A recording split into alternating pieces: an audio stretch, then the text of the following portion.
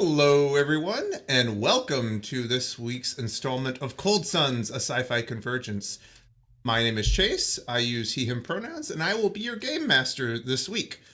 We are joined by our lovely players, but before we get to introducing them, I just have a couple of quick channel announcements. So, if you have not been watching so far, every week we are giving away Expanse RPG PDFs, sponsored kindly by our friends over at Green Ronin. So if you type in !Oasis, you will be entered to win the Players Bundle, which is a copy of the Expanse RPG core rulebook, as well as Abzu's Bounty, which is one of their adventure paths. Also, we are doing an ongoing giveaway every time we hit 30 churn, which we might hit tonight since we're at 22. We basically give away almost every single PDF that Green Ronin creates. So yeah, check that out. Please don't forget to enter for your chance to win. Other cool stuff that's going on. You know, if you actually, not to keep talking about them, but if you were to head over to Green Ronin's website right now, or the Green Ronin store, and you look at the top of their website, you might notice something pretty cool, and that is a banner for this show. So Green Ronin, you know, they been good friends of the channels for a couple years now, and they like what we do, and they're looking to partner with other streamers. So if you have a Green Ronin-esque, like an Age or Blue Rose game, and you want to engage with them, reach out. They're pretty cool people. So let's go around the table. We'll introduce ourselves, and then we will do a quick video intro and get ready with the channel. So, all right. So we will start with Rob. Rob at Pyromancer 804, he/him, and tonight I will be playing TAC, they them, who are a colony of these sentient worms that work together to protect his friends or their friends. And let's pass it over to Liz. Good evening. I'm Liz. I use she, her pronouns, and I will be playing Droogle this evening, our resident space potato who can hack planets. They're an amoeboid species called the. Why am I blanking on Dresselites? Dracolite? There we go. I have it written down somewhere. I swear. Boy, howdy. Um, but they're a Dracolite. And they use they them pronouns. And we will pass it over to Alexis. Hello, I'm Alexis. Or rather, this evening, the disembodied voice of Alexis. You can find me at Fox Fanato on Twitter and such, and I use she, her pronouns. This evening, I will be playing Cassie, who also uses she, her pronouns, and is ex-military, a bit of a maverick, and has a blended consciousness with a Tok'ra symbiote, but appears human. Does some healing. And has a lot of sass. I think that's it. Who hasn't gone yet? Matthew? Matthew. Hi, folks. I am Matthew Foreman. Tonight I will be playing Drake. We both use he/him pronouns. He is a mystic warrior with a blade made of light who also has memory issues. He doesn't remember who he is. He only remembers bits and pieces of his past. Happy to be here. Looking forward to getting into it. And I'll pass it over to Sean. Good evening, everyone. I'm Sean. I use he/him pronouns, and I will be playing Dakiri, who uses she, her, and she is the brash, anomaly taunting pilot that is trying to figure out how to gain control over her shadow powers tonight. And with that, back to Chase. Awesome. We are going to do a quick intro video, and then I will do a brief recap of last session. Roll that beautiful bean footage.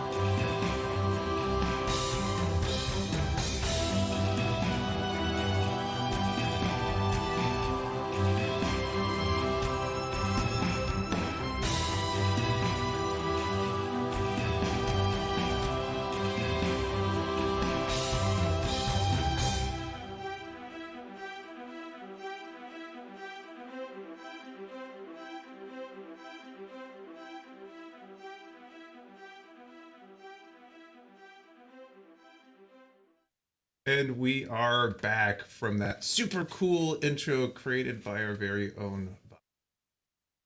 So, a brief recap of what occurred last session. Had a bit of a calmer episode as the freelancers I would say, got a little bit of rest, kind of regrouped themselves and tried to figure out where to proceed with their mission. The episode started with Pack, Catbap, and Droogle aboard their salvaged Unified Authority Corvette, um, uh, formerly known as the Cervantes, where they basically eliminated any reference that it's a Unified Authority ship, scrubbed what was it called? Scraping the serial number, so to speak. So they changed the transponder code, gave it a fresh coat of space paint, brace, and renamed it the Quixote. In the meantime, Drake, Ikiri, and Cassie were aboard the Nuria, flying back from their rendezvous with Cassie's contact. During that time, Cassie and Ikiri had time to exchange, I would say, their feelings on what was happening and expound on some of Cassie's history. She went into some details about her affiliation with a group called Grayscale, and why she left that group. Some of the interpersonal things. Also, Drake reached out to Dakiri saying that he thought that he could help, even though he was upset with her. He used slightly different words than that. And reached out to a figure from his past, a Sangheli named Nails, who implored Drake to join him on Sanghelios, his keep on Sanghelios. After a little bit more deliberation in terms of what to do and where to go, the group traveled to Sanghelios, were able to safely arrive at Nails' keep out in a kind of a desert oasis, several hundred kilometers from the nearest city. And that is where we left the group after Nails had warmly welcomed Drake and his friends, ushering them inside from the hot Sanghelios suns. And that is where we will join our group as Nails is starting to usher you inside. So, Rob, if you could go ahead and share the Roll20 screen.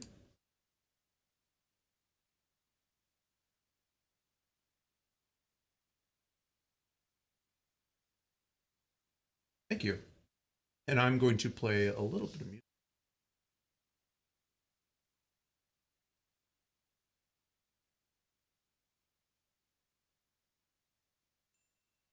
If you guys can hear it. Perfect. So, as you had landed in the Cervantes, one of the largest of Sanghelios' sons, Urs, had just crested the horizon. The temperature is already quite warm from your comfort level, usually being on a perfectly temperature-controlled ship. You see that Nails is a tall, at least 7.5 feet tall Sangheli, with long, powerful limbs. But he wears a very basic tunic, and he mentions that he is ready for you to come inside. You can see that this kind of stone structure is capped with pure white stone buildings, and there are flapping red tents and tenants in the wind, providing ample shade. Oh, it is going to be a warm day today. Urs and Juri are aligned. Come inside. As he kind of beckons you up these stairs, you kind of enter a carved out foyer in the stone rock that is many degrees cooler. When's the last time you had a cool day, Nails? Half a season ago. We don't get many this far inland. Yeah. Please, and as you kind of are in this, I would say, very simple, rustic, carved out piece of rock, he makes a point of reaching out and introducing himself to each of you, like shaking your hand. You can tell as if you offer and take his hand, he takes it in both kind of warmly, as you would an old friend. Oh, yes, yes. And then he comes to you, Dakiri, and he kind of pauses a little bit longer, holds your hands just a half beat longer than you normally would during a handshake. Says, "It is good to meet you, Kiri." It is a pleasure to meet Drake's teacher. Teacher is a generous word. I simply have helped Drake along his path. He speaks highly of you. He kind of perks up at that and looks over at you, Drake, with amusement. And, oh, really? Deck drinks a lot. You shouldn't listen to anything he says. That sounds more like the Drake that I know. I'm sure that you are all weary from your long journey. Can I offer you some iron root tea?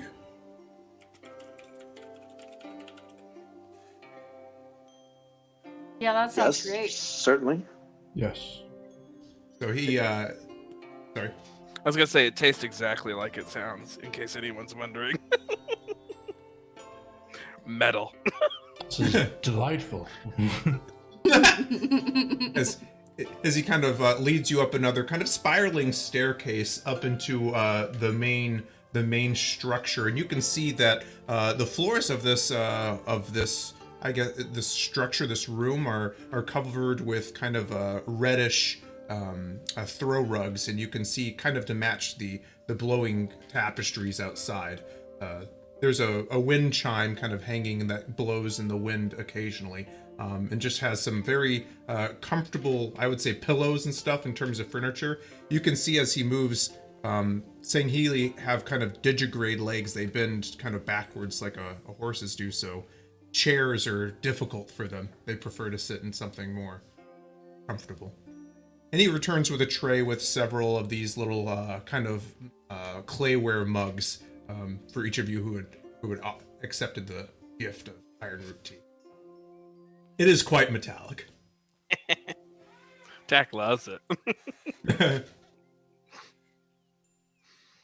So,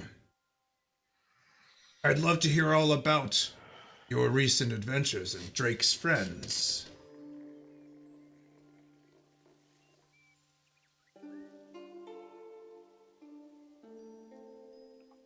Deck just looks over at Drake.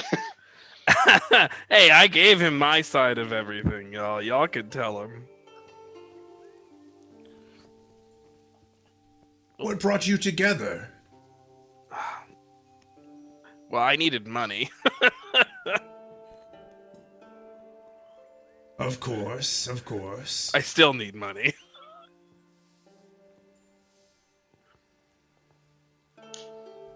Is that the case for all of you? Pretty much. It was a job. It allowed us to travel. He kind of laughs and he like holds his two large hands over his chest. Like, long friendships often start from simple partnerships. I mean, the money is helpful, of course, but I find this type of work helps me keep my ear to the ground in interesting areas. Oh, really? That was a interesting but somewhat cryptic response. Yeah, I figured you might appreciate that one.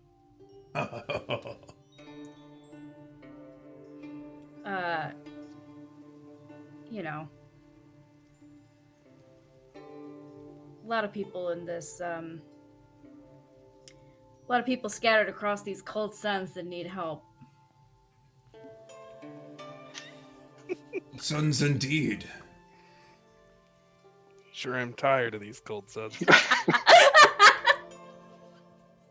He kind of looks out the kind of the slit-like window at the, now you can see the second sun that is rising, far smaller but a deeper red than the primary star. He says, "I think we could all do with some cold suns about now." Yeah, I'm gonna be honest, I forgot how hot it was out here. I think maybe I just got used to it. Now we're always in spaceships with regulated temperatures or out in the void of space where it's kind of cold. Yes.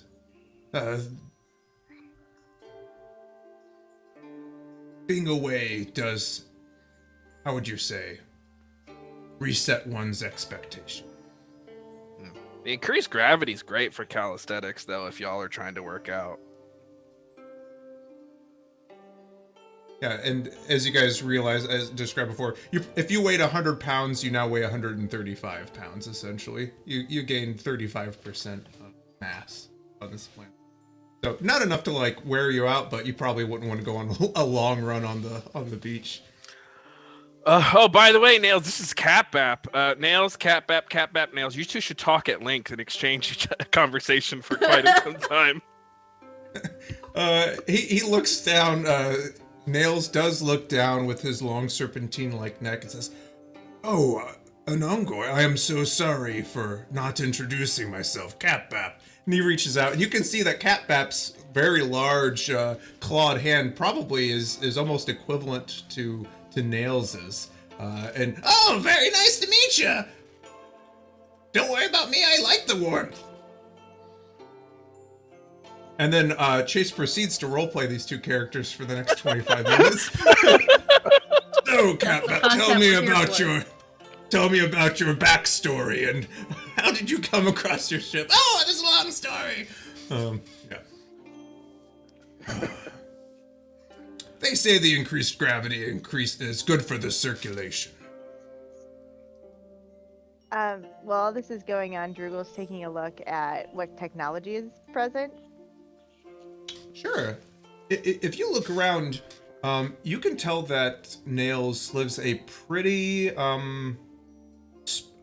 Spartan or aesthetic Austere. lifestyle. Yeah, there is technology there. As you're kind of looking on a bookshelf, you can see that there's a data pad, and you can see like subtle pieces of technology. He's not like a Luddite or anything like that. It's just not a large part of his life. Gotcha. Sense? So there's not like security. There's not. No. Got it. It's just personal stuff.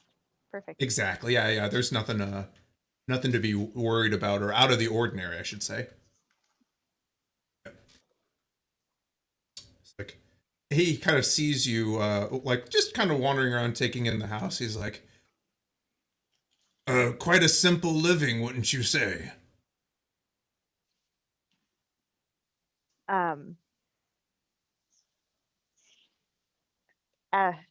Yes. Sometimes that's the best way. Indeed. It allows one to focus on what is important in life. Not to be distracted by, well, everything else.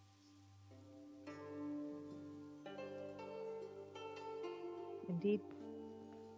Kind of leans back and puts his long fingers across his chest. Did we see any other houses or structures when we came onto this planet? When you were coming to low gravity, you could see along the coastline that there's actually very well established like cities, with skyscrapers and whatnot. But you're pretty far inland in what's basically a desert, so not a lot of structures out here. Gotcha. But yeah, I mean, we started working together and we just got along. We all kind of live by similar codes. Similar.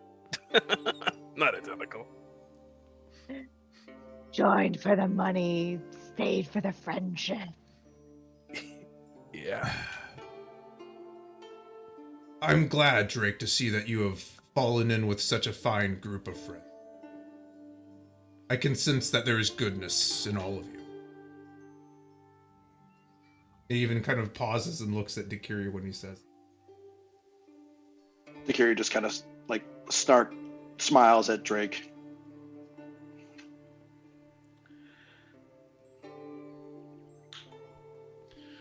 So is there gonna be dinner? You got food? Oh yes, of course. And you can see he kind of goes to what would be considered a refrigerator, and he starts pardon my manners, and you know that Nails is a vegetarian, so basically produces it's a series of things that would be close to like roots and salad and stuff like that. It's all very Sangheli, but he quickly brings it on some plain stone plateware and sets it out before you. If he accepts help, Drugel would help. He gladly accepts your help, and he kind of points you in the right direction for where the Sangheli utensils are. You can actually see in one of the drawers they actually have human-style forks, knives, and spoons because he keeps them around for when Drake is here, and just kind of guides you and helps you around the kitchen. You don't have to cook very often on a ship, but of course Drugel would split off into like 4 or 5 arms with hands. They're all doing different things. Exactly. Perfect.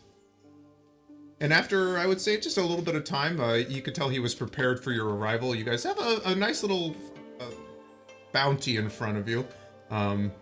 Very plain, but different than the kind of prepackaged stuff that you get in space stations.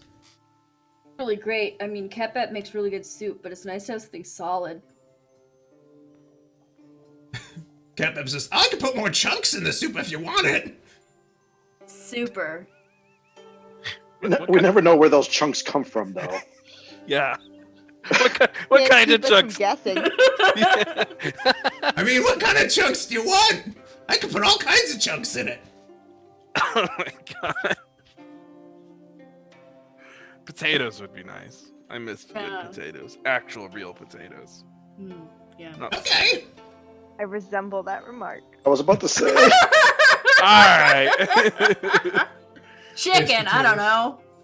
Do they have potatoes in space? Oh, boy. They do, Catbap. There are space potatoes. Yeah. Cool. So as you guys are eating, after a few moments or a few minutes of like kind of side conversation, Nails asked, "So Nails, do they know how we met?" Drake. What did I say? Nails. So Nails. Oh God! No! Nails Nails is just started talking to to himself. I mean, he's just like Golem. Oh, Drake. The GM talking to himself has gone too deep. I mean, that's what this. Really quick, Rob, can you just replace their faces with my face? We're gonna play out the rest of the session. I could, actually. He says, I know how now you've met your new friends. What do they know of us? I don't want to share too much. Drake is kind of Drake has his he has his drink out. He has like a cup and he's kind of staring at it and he's looking up and he's just been kind of sitting back as like we all exchange our talk and do that kind of thing in this family dinner setting. And he looks up, kind of peering past his little whiskey glass. And he says, he smiles at Nails. He says, I was leaving that part out until we got here. Figured, I only wanted to tell the story once. A lot of times when we're out there, it's 2 of us together at a time, and we're not always in the same place. Of course. But, yeah, I was on where was that? Where was that station? Kale Mothka. Kale Mothka. I was on the space station, Kale Mothka. I didn't remember who I was. I even had trouble remembering like basic facts about things. I was scared and living on the street. I had some kind of reflexes and instincts I didn't fully understand, but I didn't even know I had a connection to the source. and Nails came across me. And I remember the first day I laid eyes upon that young pup. He he shone brightly with potential, what I would say. And he helped me with everything. How to heal my body, my mind. He helped me with remembering some things. Taught me some basic facts about the world. I don't know how I lost those, but I did. Which is unusual, actually, for memory trauma. Yeah, you usually either lose personal memory or extra personal. You tend not to lose both. But, yeah. And then I found my connection to the source. It was there all along. Indeed, the source is present in all of us. Just learning to listen. But unfortunately by that time I had already gotten in with a couple bad crowds and have my debts that I still carry with me today. But yeah, Nails taught me what I knew, what I know now. Helped me remember some things I knew. And he saved me. Drake, I would say that we saved each other. I did help you here and there. And there's nothing more honorable than becoming a teacher. If you think that you are a expert at something, your pupils will quickly teach you that you are wrong.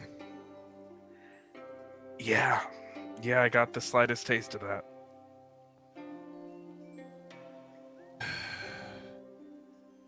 Yes, I was visiting Kelmothka on an archaeology visit. I knew from the moment I laid eyes on that young man that he had a gift and just needed a little bit of guidance. Yeah. A lot of that gift came from darkness, though. That was where I was able to tap in first. It's not unusual. The darkness is easier in many ways. Kind of looks over to the Dikiri. Is that how it happened with you?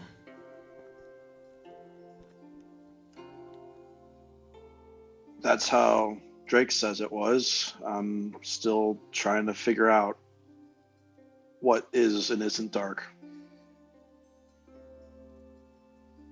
That is one of life's great mysteries. Fortunately, things all too often just seem like shades of gray. I speak my language.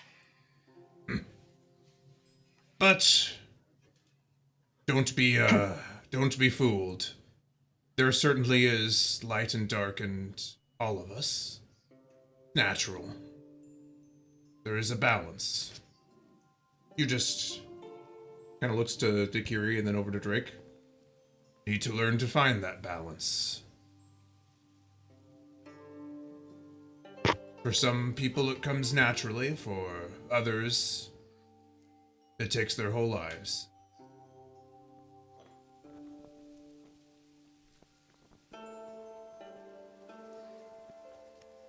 Tell me, what has Drake told you about the source?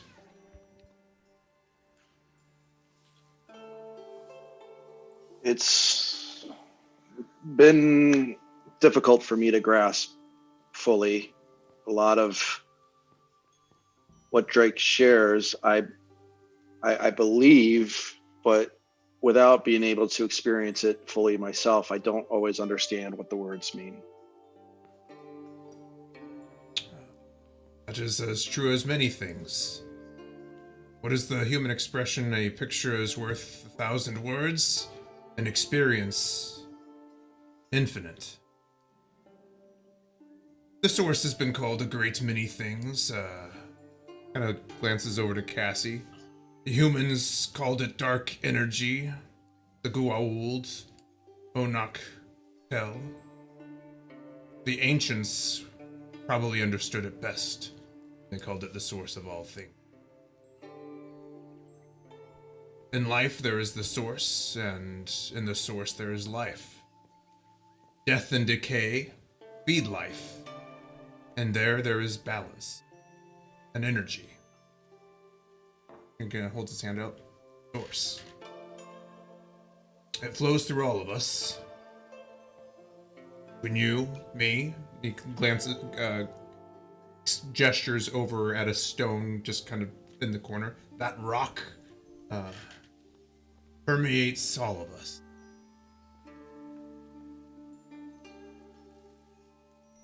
Some of us just know how to listen better.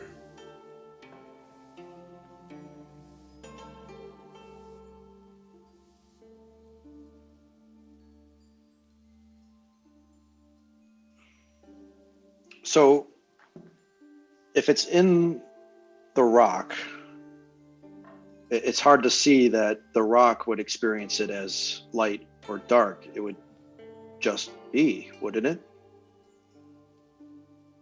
Well, that is a very good question.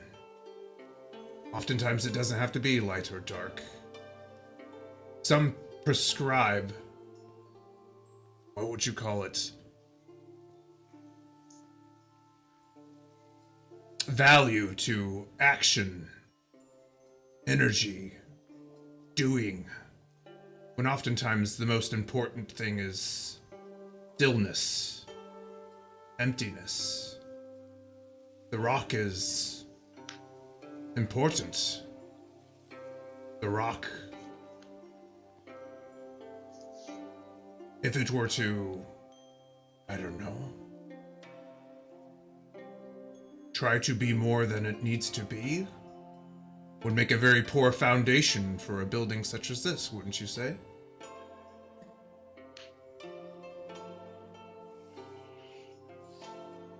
But through the source, and he kind of reaches his hand out, and the rock just zips across the room into his palm. With an application of the source, can be willed to move. Or he just floats it back to the corner that it was in. It stays. Fulfills its place in life.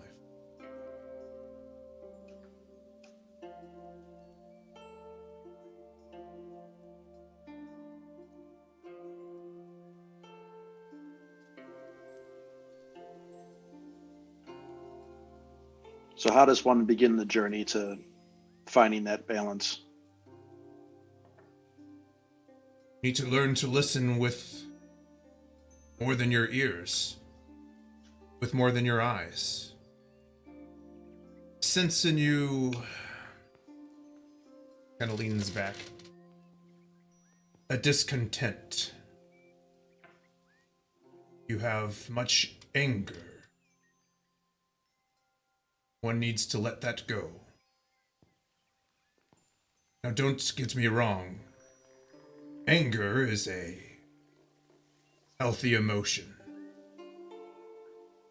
But it leads to others. Rage, hatred. These are out of balance.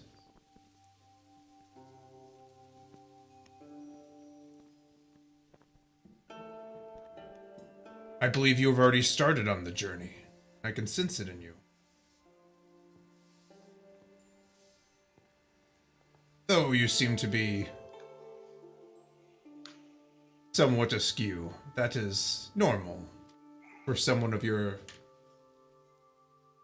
youth. Balance often comes with time.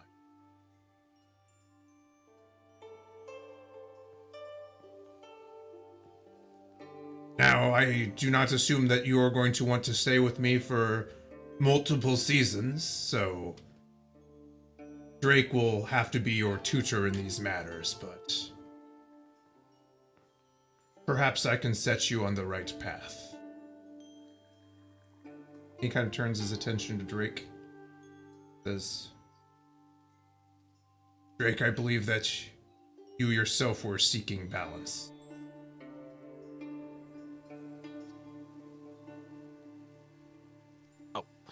Yeah, I could use a refresher on Inner Peace. I seem to have lost it somewhere in Reltech Nor or not Narshada, Nokstad or something.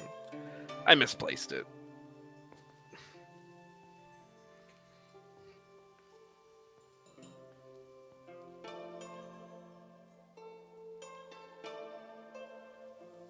I would like to... And he stands up. Stretch. When the sun sets, I would like you to show me what you have learned out in the wide world. Will help me gauge your level of balance. You want to beat me up in front of my friends? Well, when you put it that way.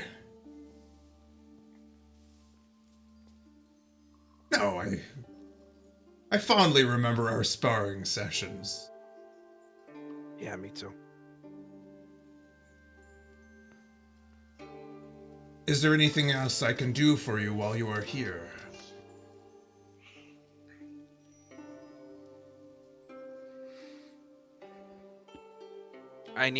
There are some things I'd like to try to remember. I've encountered things that seem very familiar. Like maybe I'd been there before or been in a situation like it before. And when I encountered those things, that was when the dark side called to me. The rage. You can see that he kind of clasps his mandibles together, these four mandibles, which is the kind of their sign of concern. Really?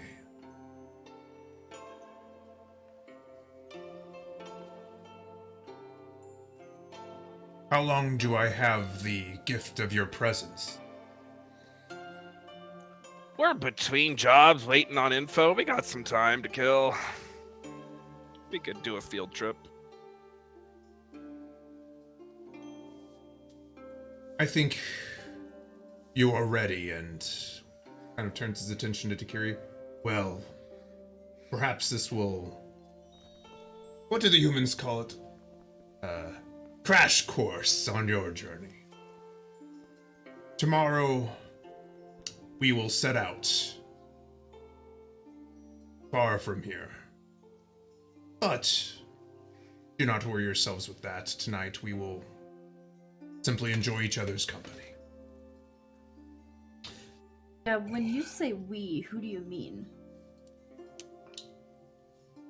You are friends of Drake's. You are welcome. Though I trust that you all know discretion. Yeah, we go way back.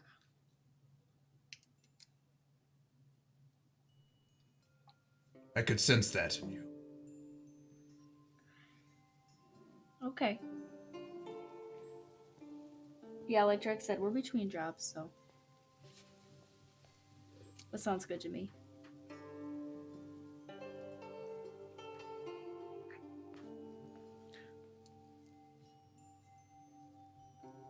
Hey, are there like giant monsters in the sand? That's Matthew. Sorry, I didn't drop my voice. Are there like sandworms or crate dragons or anything out there? Maybe nothing quite as, Wait, this is Matthew or is this Drake? Matthew. Nothing quite as bad. I mean, there are predatory creatures in the desert, but nothing quite as monstrous as a sandworm or a crate dragon. Shy Halud's out there. Yeah. Right. Waiting. Yeah. Sanghelios is a pretty harsh place. Okay, then Matthew will just, or Drake will just say, yeah, I mean, if we run into like a sand monster, y'all can help out. Indeed. Yeah, I'm sure it'll be completely uneventful. Yeah, I mean, tapping into the source of all things, figuring out your past, dark side, should be fine. Sounds real low-key. Yeah. Yeah. Is there anything to hack in this sand? Sand Drake's might brain. Just kidding. Please don't do that. Please don't do that. get the probe.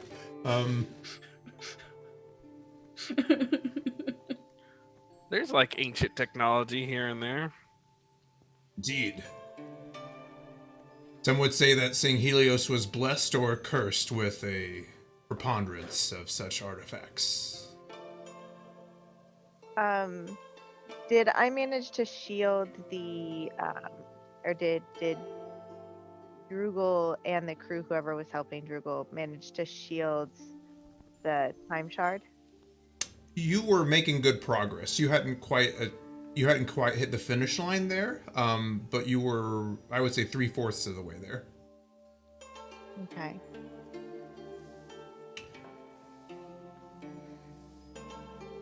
And you did mention the shard to Nails, didn't you? I would have told him our story, yeah. I will let you know that this field trip will take us away from Sanghelios. You might want to... You can bring it with if you would like. Or leave it, I'm sure it will be safe here. How many days travel away?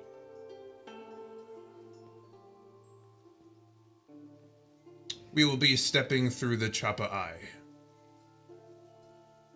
Oh, Back memories. So one day, perhaps a day trip, so to speak. But you never know.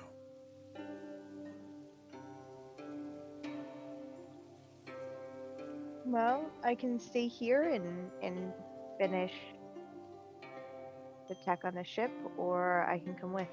I don't know what use I'll be, but. And like kind of turns their hands into pom-poms and waves them around. I mean, cheerleader. You're always useful, Drugel. You always find a way to make the most out of a situation. So as much as the potato can blush, the potato blushes. And probably turns a little yellower than usual, maybe. And they'll nod their head and they'll come along and finish the project later. And Drake will regale Nails with the story about Drugel like shutting the ancient door off and then starting the vehicle and us all getting out of there on the asteroid and stuff. Nails listens with obvious, like, I guess, what would you call it, like rapture in terms of what you're saying? Like he's giving you his full attention and seems delighted by the conversation. Gasping at the appropriate moments, that kind of a thing. For the drama. The blush deepens. Sounds like you have been through a few things together. I can sense the synchronicity between you. One that comes with deep friendship.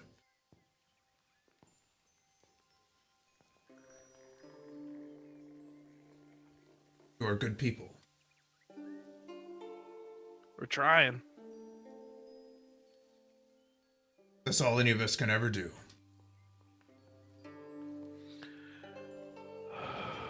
Okay, I'm gonna go do my stretches. I'm gonna go get ready for the spar. He kind of like you can see, like, tell by the look, it's like a mirthful look. And it's like, perhaps the pupil will become the teacher this time, Drake. I don't know. I had a lot of whiskey at dinner.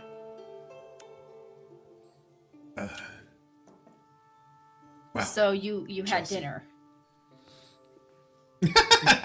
Yes. Liquid dinner. Cassie will, with Nails' permission and direction, make some Sangheli equivalent of popcorn to watch the sparring match.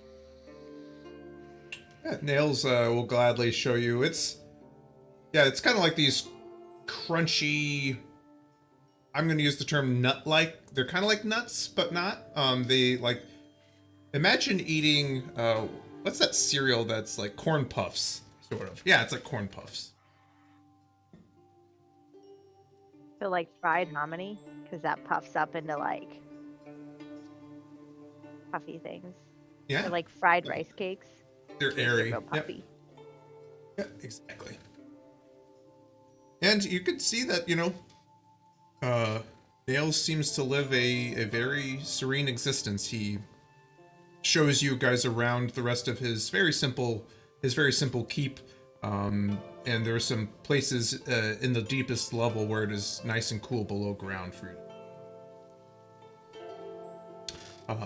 And then the dual suns, after several hours, begin to set. And Drake, he comes to find wherever Drake is stretching. Are you okay, Drake?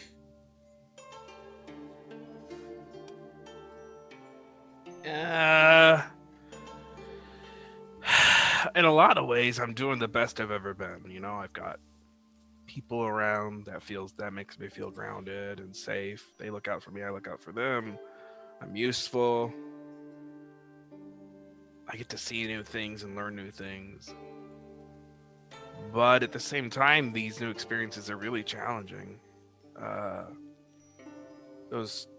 doctor on Noxtad, I killed her partner as part of a brinksmanship to get her to stop moving. I could have just let him go, but I followed through with the threat. And then once we had, I went one sorcerer ago, this Shrey. I don't know if I should have done that, but then when I had Nenson tied up, I killed her there too. I killed her. I mean, we were kind of fighting for our lives, but I mean, there's always a way to not do the kill. Usually. And then against the anomaly, I was so terrified. I know. I was afraid that Dakari was gonna get blipped from existence, that I channeled that rage to try to destroy the anomaly, and I mean, it worked. I mean, it dissipated it, but I still resorted to the dark side to do it. And also, during this Elysium dream job, we were getting completely gunned down. Cassie was knocked unconscious by a couple rapid fire shots, so I used the dark side then to unleash a torrent of force lightning and tear through the enemy crew. I know that attachments are good. I know that we're not those idiot stoics that teach us that attachments are evil. I know attachments are good, but it's the fear of losing these attachments that's making me use the dark side. I'm struggling with being okay with loss. I'm really afraid of not being able to protect them. Calmly, serenely, just lets you speak your piece, nodding. Fear is an understandable emotion. I can understand for someone who has been what you have been through. Having such close friends. Different. Many ways being alone is easier.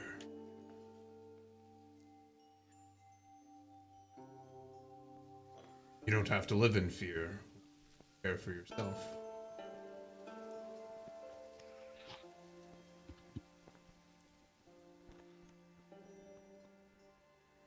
Take solace, Drake, in the quiet moment. The friendships that you have. I can sense in these people that they trust you. While it is good that you protect them, they all walk their own paths. You are not responsible.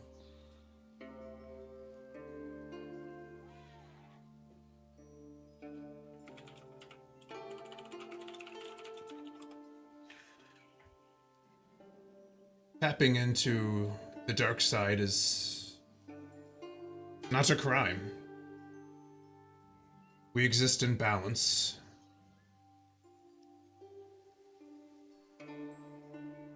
But I can see how recent events have challenged it. Have you been having trouble meditating, my friend? Yes. When I meditate, I don't find myself filled with peace, or I find myself filled with thoughts that I can't tell if they're. You know how it is. Sometimes you just hear things, the source, and I can't tell if they're memories, echoes, or the present day. And I'm filled with confusion. I get glances. When we were on that asteroid, the scene there with the dead bodies and the Unified Authority soldiers, it was like I had been there before, or I had seen something just like it.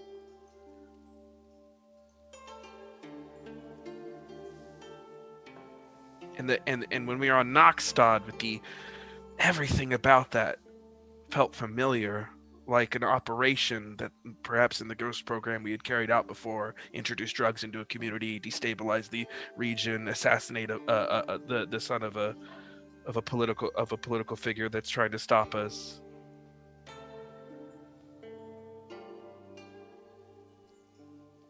We both know that there is more to your past than either of us can understand.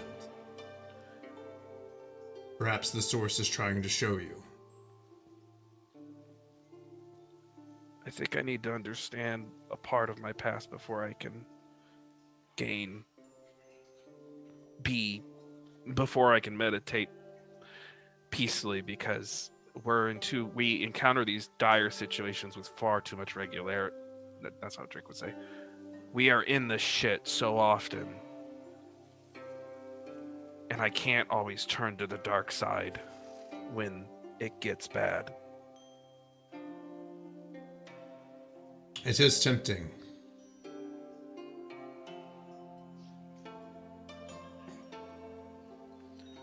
Drake, I want you to understand that I see him kind of struggling with his words a little bit. You might not like what you find, but one's past does not define you. You are not whoever this person that you were before.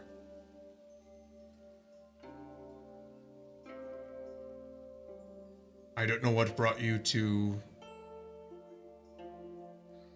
Kelmothka. What brought you to me. But I have to trust that it was the will of the source.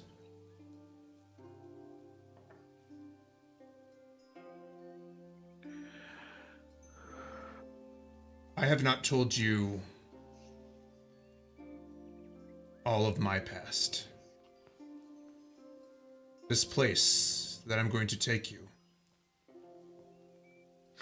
it is a secret. I discovered it during the Great War. It opened my eyes to the reality of things. Before then, I kind of clenches his mandibles together. I was only a tool of the dark side. I did many things that I am not proud of. This showed me the path that I was on. The path towards darkness. But it showed me the truth. I think that this will help you. I hope it does. I also want the source to help me. I want to be shown the people who did this to me.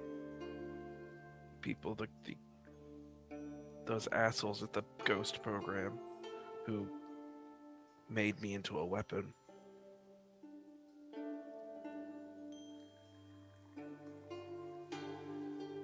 The source does have the power to heal. The mind, well, it can be wounded just as any other thing. Give it time. If you are meant to know, the source will help you find it. But the best place to start is the temple.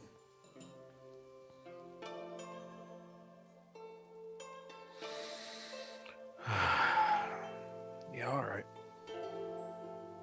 Kind of walks over and, with your permission, he would put his hand on your shoulder. Yep. And just kind of gives it a squeeze, and you can feel this warmth kind of flowing off of him, and a tension that you didn't really even know that you had. Your shoulders kind of relaxes and sets. You kind of get this wave of, I would say, peace, or just kind of calmness emanating from him. Not like an effect, like a mind effect or anything. It's like a cool glass of water on a hot day. It is good to have you home, Drake. It's good. But am I getting gated at the beginning at all? I just want to check. Okay. Nope, you're good. My box doesn't light up right away, so I'm checking. Gotcha. It's good to be home, and I really appreciate you having us and helping out. Always. And who knows, maybe one day I will need the help of a group of 5 plucky adventurers to help me on my way. Nails, if you need our help, I sure hope we've grown up by then, because oh god. What the hell would you need our help for?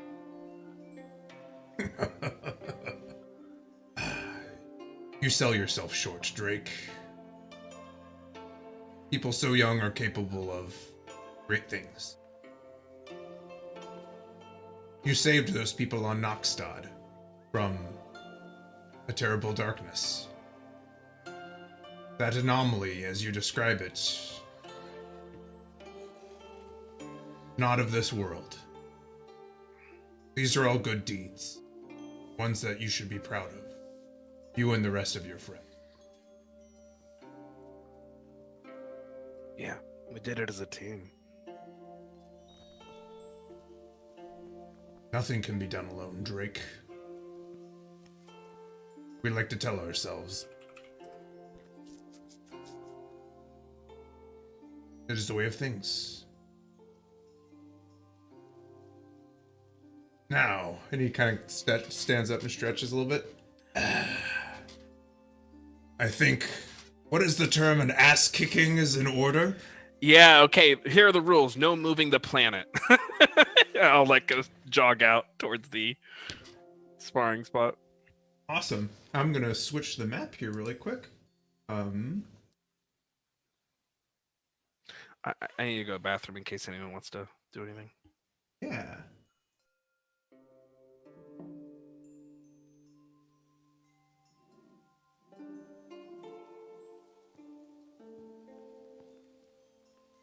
Cassie would just check in with Takiri.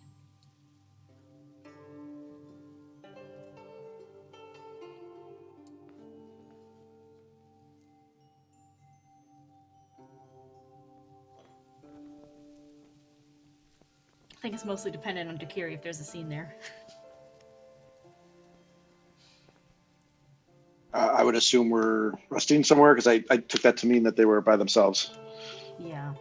You guys have been kind of left to your devices. He showed you to different rooms within this keep that you have a measure of privacy. So getting settled in for the afternoon, evening. Mm-hmm. Just check in with Takiri. Make sure that Takiri's doing okay. If there's anything that she wants to talk about. You doing okay? Well, yeah, could be a little cooler. This heat is something else.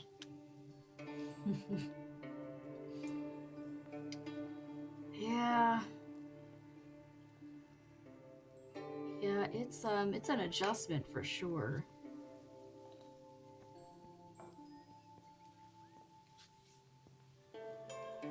I'm all right. I'm glad you're going with me to whatever this is. I know that both Drake and Nails mean well, but so far I hear it's a lot of philosophy and not a whole lot of mechanics, and that's kind of hard to grasp. Yeah. Yeah, I get that.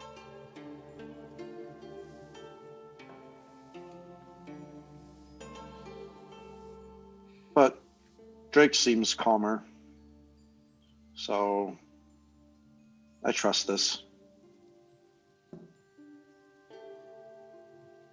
That's good.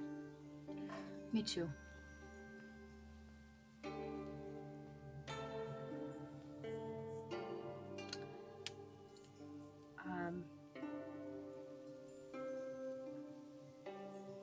I'm happy to hear you say that you're glad I can come. I don't know if I would have done it without you there.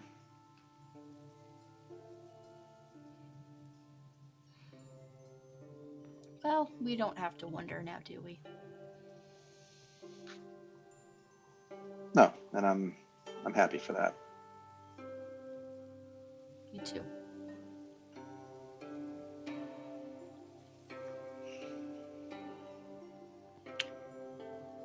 And You ready to see Drake get his ass kicked? I mean, I'm glad not to be on the receiving end of it this time. Yeah, well, sounds like that might come later. Yeah, don't remind me.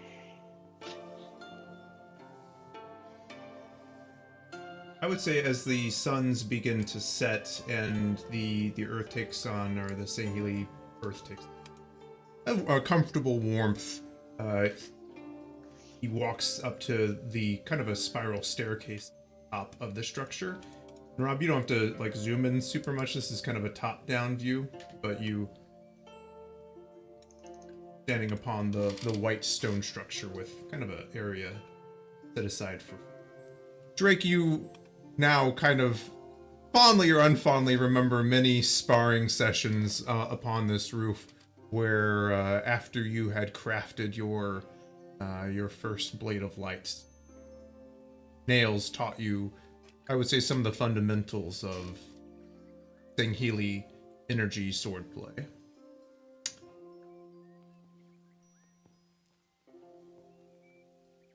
Okay. So he walks onto the roof with you and stands a respectable 15 paces away. And he just kind of calmly puts his hands like this just down in front of him. And he says, he doesn't even have like his lightsaber out or ignited. Show off. Drake will bow and ignite his lightsaber. And Drake will, assuming Nails is, well, you go ahead.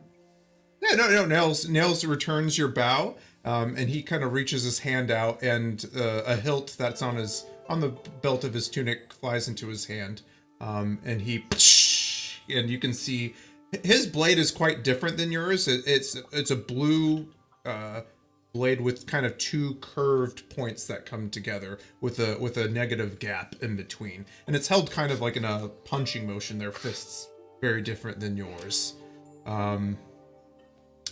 And he says, "Pupil has the first move." Drake does like a low sweep, and then he does a backflip, and while he's midair, he turns himself invisible. You can see. All right, so Perfect. So what the way that we're gonna play this is we're not gonna roll out every single part of the fight, Yeah. but this is kind of like an advanced test. Yeah. So I would say the first part of this advanced test would be a willpower use the source if that's what you'd like, or a fighting lightsaber or whatever, or energy sword, whichever you prefer. The invisibility is really just for fun, to show that even when I'm invisible, this guy like will beat my ass. Music change. Okay, let us change the music to something a little bit more lively. I do love this track though. I think I appreciate you letting me pick it of your options. Thank you. Yeah, And I'm picturing when I go invisible, like Nails closes his eyes. Exactly. Hold on. Let's find some good music. I don't want anything too terrible. Maybe Future Gladiator. That one seems appropriate. Yeah. Awesome. Right. So I'll do the advanced test. Beautiful. 17, I guess. My fatigue is on there and it shouldn't be, right? Yeah. I think you were cured of your fatigue.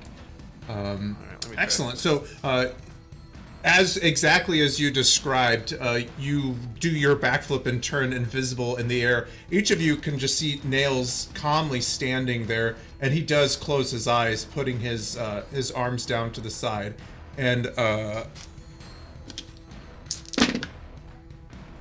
beautiful. And at the last possible instant, almost quicker than the blink of an eye, Drake, as your energy sword comes down, Nails is just not where he was standing before, and you can see him kind of standing off to the side, just one pace to the left, and your lightsaber comes down, kind of where he was standing just a moment ago. He's just standing one pace to your right. From there, Drake does a spin around and backs off a couple paces, and he creates a perfect illusion, a mirror, so that now, Dakiri, Drugel, and all of them would see themselves reflected in it, but Drake's body would be concealed. Excellent. He says, "Very impressive." He kind of starts to move forward, and so what was the illusion again? Sorry. It's a mirror. It's like it mirrors the space ahead of him. I gotcha. So it's kind of so it's hard to tell like who's who or what is what. Yeah. So he kind of enters a low and ready stance with his blade out to the side, and he closes his eyes, and then darts forward towards you. With a quick and low lunge. Oh, actually, wait a minute. I just realized I have this on here. Cool.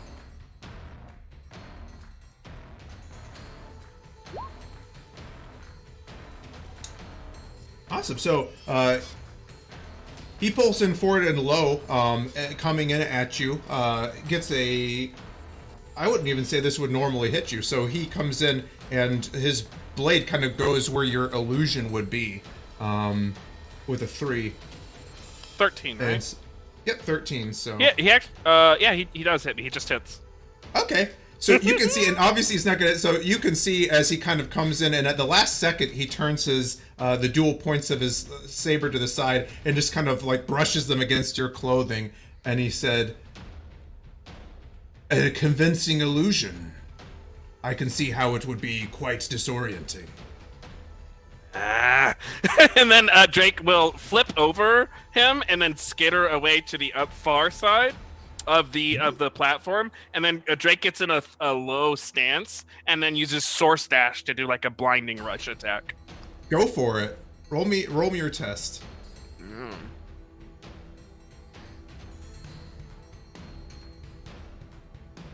Hopefully I cleared my condition. I think I did.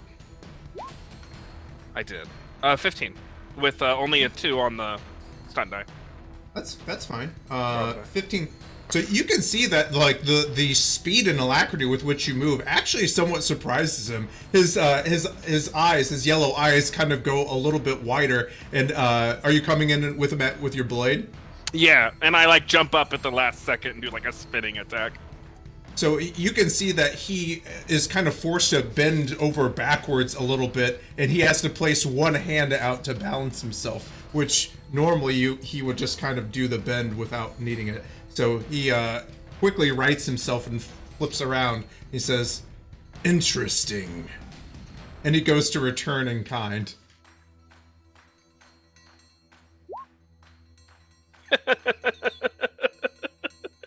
Yeah. Yeah. So he kind of goes forward with his plasma sword, and you can see that he actually catches your blade in between the two of his, and he twists his wrist, flipping it out of your hand into the air. But then he just quickly takes a step back and lets it fall back to like where you would be standing, like proving that he could disarm you, but then letting the blade go back to you. I think at that point Drake would just let it fall. Mm-hmm. And signaling that he had, the sparring is Drake has shown him what he has. Yeah. He seeing that you have allowed it before the blade can hit the ground, he catches it with his force grip, the move object, and returns it to you in a sign of respect. I'm gonna turn the action music. Awesome. Yeah, catching it, and he says, "You have learned much, my young pupil." Yeah, I can go invisible and I can run really, really fast. I was hoping those would catch you off guard. The latter certainly did. Although the former, it is an effective trick, especially against those who are not expecting that kind of illusion. Yeah. Very formidable. He turns his attention to Dakiri. Would you like a turn? I'm more of a far distance kind of gal. Very wise. Of course. Cassie just side-eyes Dakiri at that, knowing how she uses her Akori. Right? Drake glances at Cassie. But remains silent. Well, if you are afraid of the challenge, then I suppose we could turn in for the evening. Cassie, under her breath, to Dakiri says, "Looks like he knows you better than you would have expected already." All right, so Dakiri stands and takes off her half jacket. I don't see how I could do much better than Drake. He's the melee specialist, but we'll give it a go. And she just shoots out her hands as the Akori both launch into her open palms.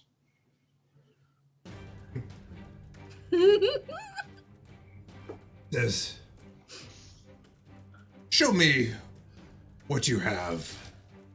So this will be an advanced test. This isn't like a to hit, not to hit. It's more of like your advancement on the track. So, how would you describe your opening move?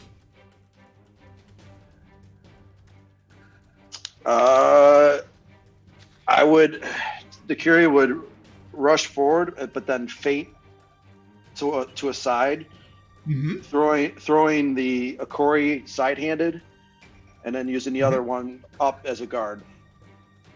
Beautiful.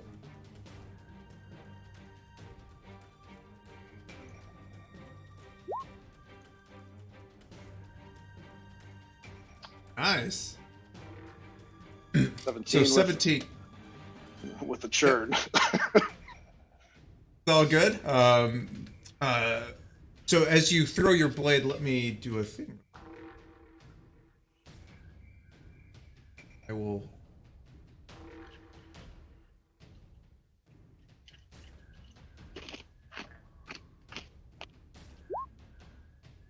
Oh, So you can see that the second Akori actually almost somewhat surprises Nails. As it kind of sings forward, you can see he quickly ducks his serpentine-like neck at the last possible instant, but you can see that it almost like grazes over the top of his head. He says, "Very interesting." And as the Akori starts to return to you, he reaches out with one hand and sends it rocketing back towards you with the source. Like, it has like that magnetic thing to return to your hand. You can see it's flying at you with far more speed than you're used to as he rockets it towards you. Okay. And I noticed this. Yeah, you do. So you have like a split second to react. You can try to catch it, or you can try to evade it as you normally would. So, and just to be clear, because I do have tactical awareness, I can attack in the middle. So what I would do instead is Takiri's going to try to position her body between the Akori and where Nails is, shutting off the return mechanism on the Akori and ducking. So you want it to come back at Nails? Yep. Awesome. So you kind of like do your so you do that, and do you like slide or like duck or she's gonna slide and almost kind of like do a limbo backwards as the blades shoot over. Awesome. And I don't know why that stopped so weird. So go ahead and roll me I would say it would be a dexterity acrobatics test.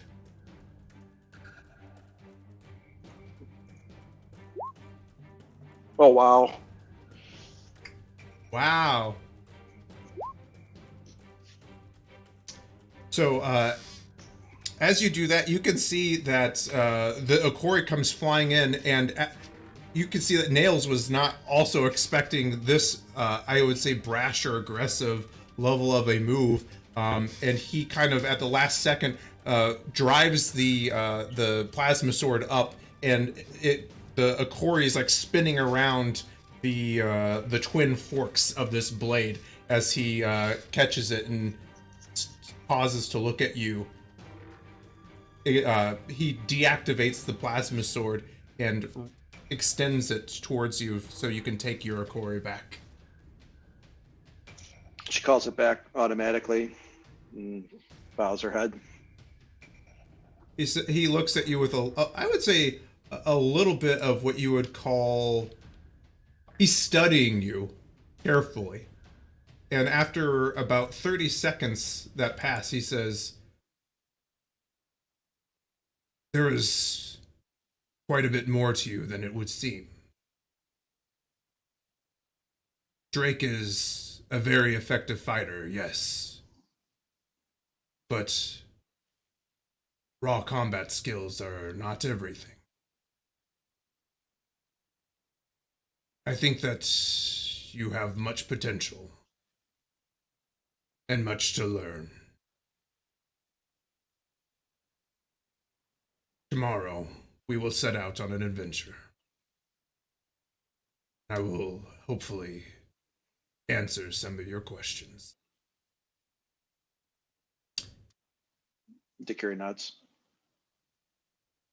And as she walks back over to Cash, just kind of gives like a shrug of her shoulders. Cassie, who has been whooping and cheering this whole time, also was whooping and cheering and heckling when Drake was sparring as well, but has just been raucous like the entire time.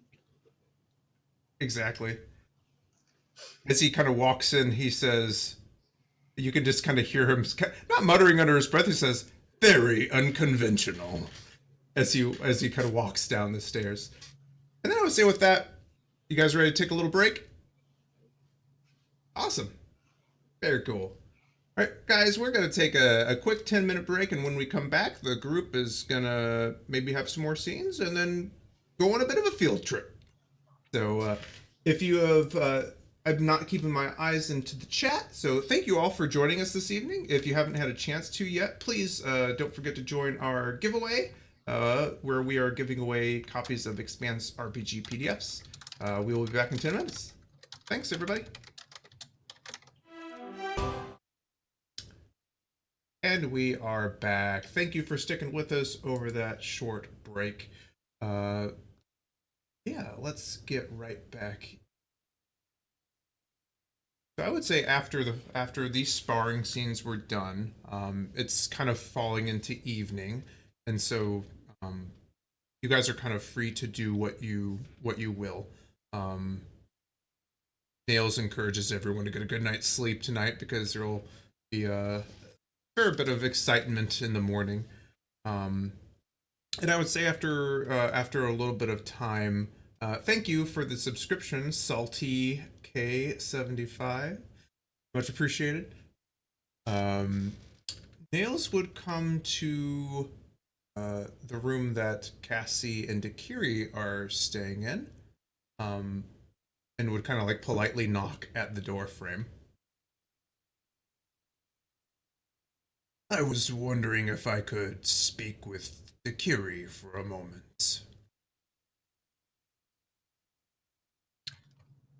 Cassie just looks to Dakiri.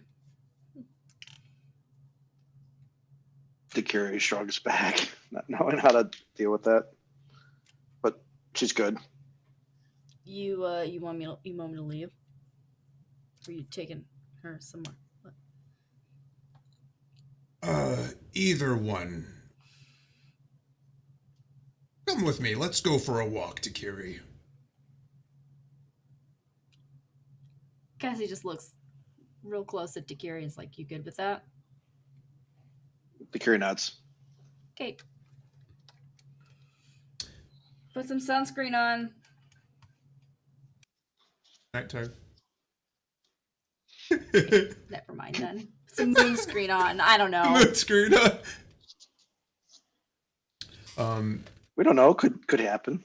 Yeah, it could happen. The moon is Moonburn. just massive and like so much. It could With two be. suns? Yeah. Yeah, 2 suns, the amount of reflection, you never know. yeah. I don't 14 know. moons. As you kind of walk out into the, I would say, cooler night air, you can still feel the warmth coming up out of the ground, the pent up and stored energy. And Nails kind of walks in silence with you for a little while, and then I would say after you're quite a few paces away from the keep, he just kind of stops and cranes his head up, and you can see his eyes tracking a blip of light that's moving across the sky, some kind of spaceship or satellite that's moving along, and says, "It is very peaceful, isn't it?" She looks up at the ship or whatever the light is. Space or here?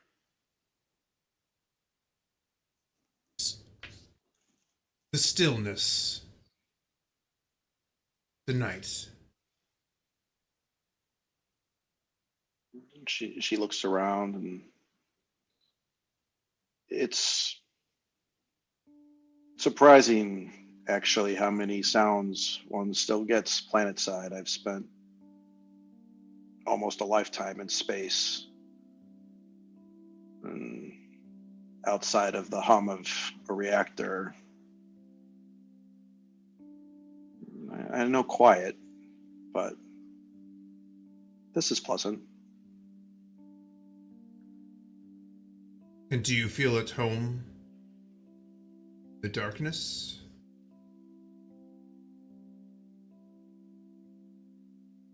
I guess I never thought about it much, but yeah, to some degree, the darkness was the first thing I came to terms with after fleeing from those that were using me.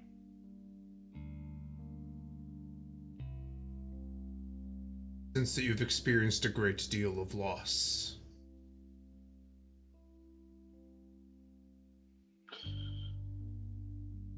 If a great deal is just about everything you know.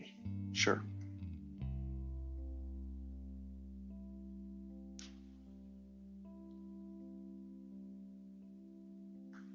What do you know of the Sangheli people? This is Sean asking. I don't think she'd know very much. That's fair. They had a big war with humanity like 100 years ago. They're good sword fighters. Good technology. I know a little bit about the war, but my people were on the outskirts of most of that. And if I'm not, Sean's not mistaken, I believe the Covenant had them as kind of an off-planet group, right? They weren't necessarily oppressed, but Yeah, you actually kind of, your people's home planets were kind of off the board at that time. Didn't get involved. That was a different conflict. Ascarium. So that is to say, not much other than legends from the wars. My people also known loss. We were tricked to serving those who we believed were gods, or at least those who spoke for them. Many of us dedicated our lives in the service of ideals that were a lie. You're speaking of the Sentium. Yes. But they themselves were slaves to the Goa'uld.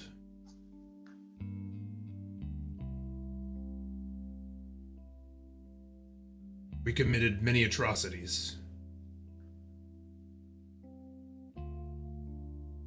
Some believe that stain of dishonor will never leave us.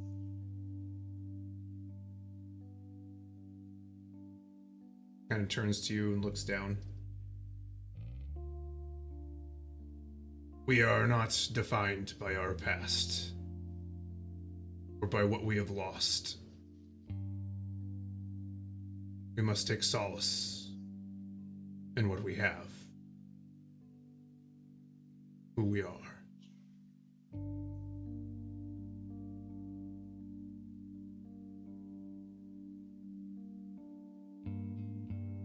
The Curie nods at that.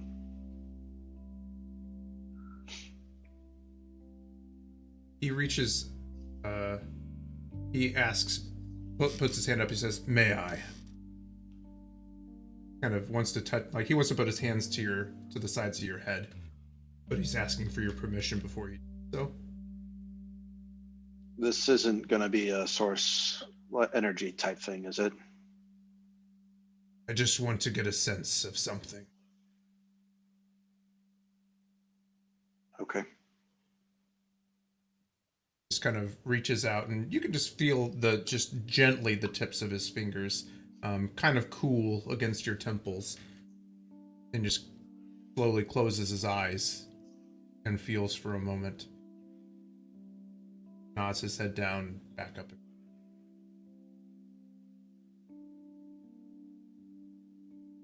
How did you come to your abilities?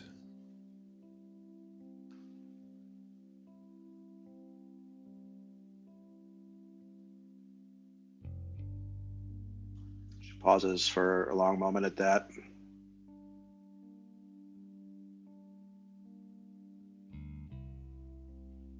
Does it stay between us? Anything you say here is confident.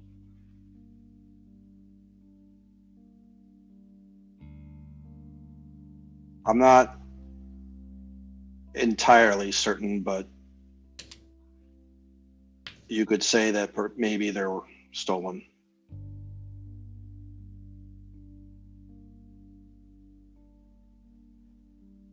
Hmm.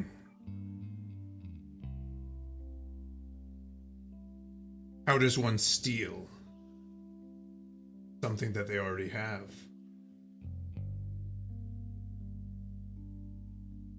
Or did you gain it in an unnatural way?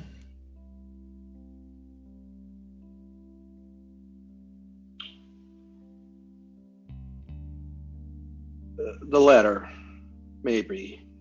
Drake started teaching me what he knew a while back.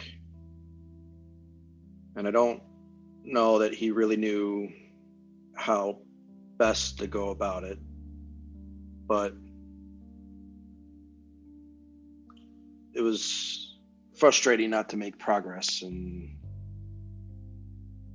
he's probably told you that along our path, we've encountered artificial means that we believe unlock the source in people. And I took the shortcut. This drug, this catalyst.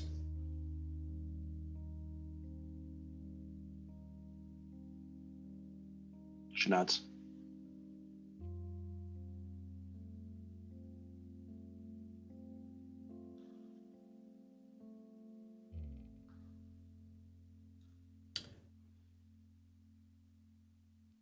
You can tell that Nails is trying to choose his words carefully.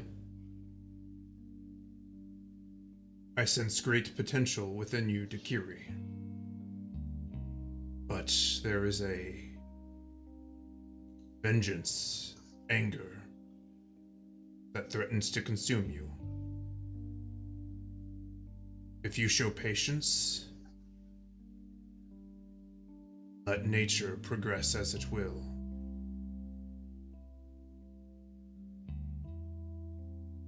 Could be a formidable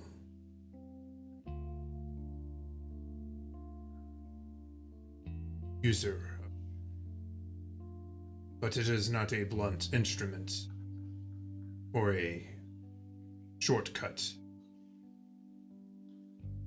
Using it in this way will certainly lead to more loss, consumption.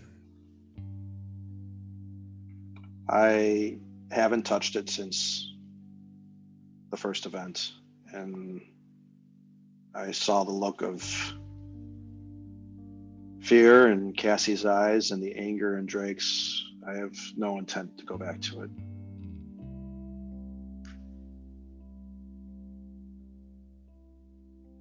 It is wise. Rage, fear, anger, aggression. These are dark manifestation of the force, the source. No, please, Disney. Easily they flow, quick to join you in a fight. For it is often easier to destroy than it is to create. You and I both have the dark and the light within us. We are imperfect beings. So when you call upon the dark side, it can be intoxicating. Do it carefully.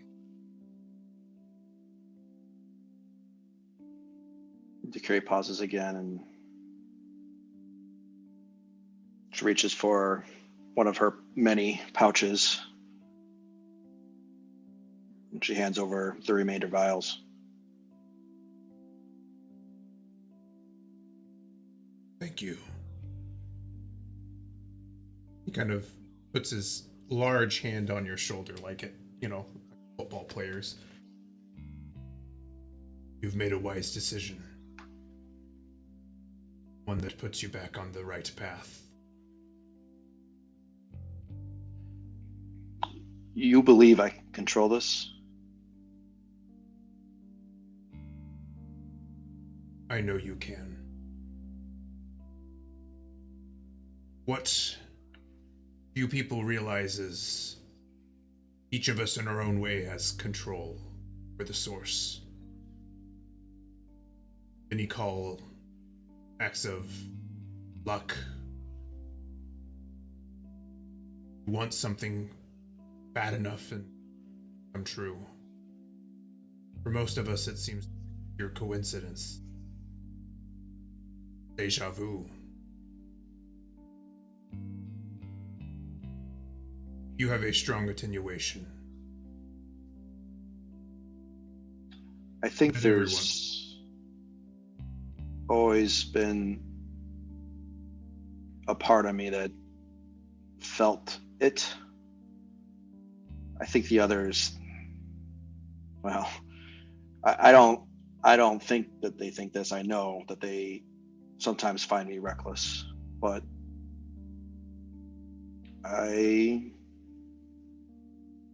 with the way that I came up, I've gotten a sense that fortune favors the bold. And it's how I've lived since 16.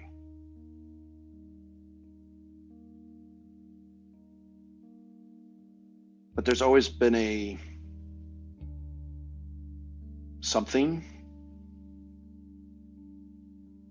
in the background there, and I don't know if it's the source or I don't know if it's something else, but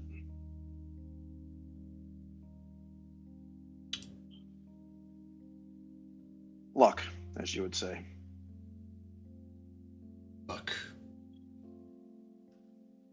Listen to this feeling. Embrace it. Clear your mind. Meditate. These are the paths to capturing this.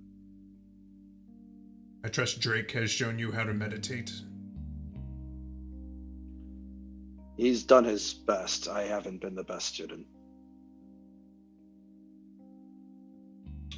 Listen to Drake. He might seem harsh, but he has a wisdom beyond his age. He will guide you. What I'm going to show you tomorrow might confuse you, but trust in the source. It will show you the truth of things.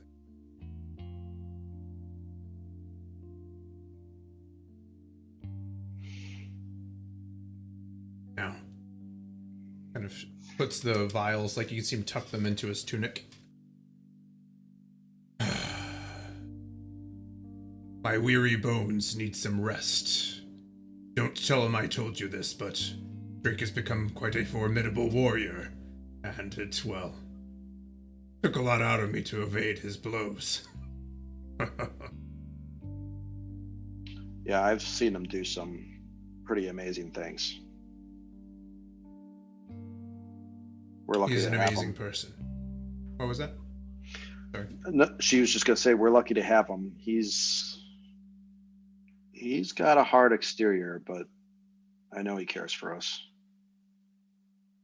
In fact, I think when he's the most pissed off for me, I down deep know he's worried.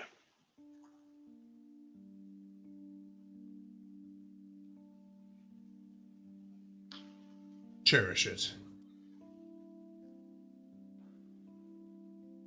As he starts to walk back toward you, like kind of signaling to return.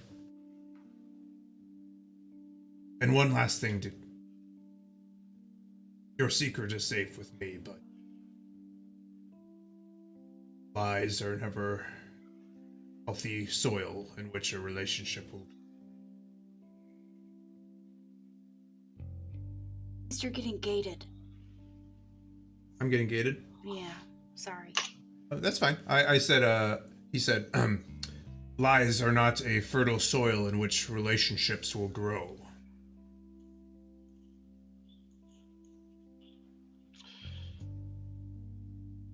I hear you. it's going to take a little time. The last person connected with this stuff, Drake cut in half. And he kind of chuckles at that. He's like, well, let us hope that he shows more restraint with you. I wouldn't bet on that. She kind of chuckles. As he walks back to the keep. And I would say, are there any scenes anyone would like to create? Otherwise, the evening will pass and it will be.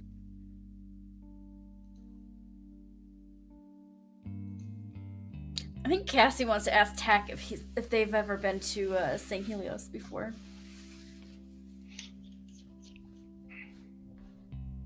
We have not. The Hive absolutely has. There's past here that we're aware of, and with the wars long ago that we try to remember and learn from. So you kind of have like that whole memories that aren't yours kind of thing. Correct. Genetic memory of the species. Yeah. I'm sure you're Familiarity familiar. without. Oh yeah, very much so.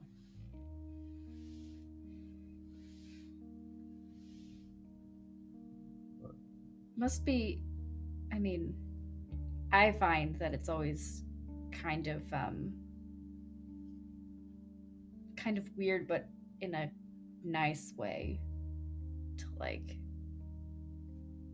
find a place that you know but you don't know. It's like a feeling in the back of your mind that's just there. Yeah. Comforting somewhat. The memories are good. I mean, even if the memories aren't, I still find like the familiarity and like the affirmation of that like place and the sensations and everything to just kind of be interesting every time. Yes.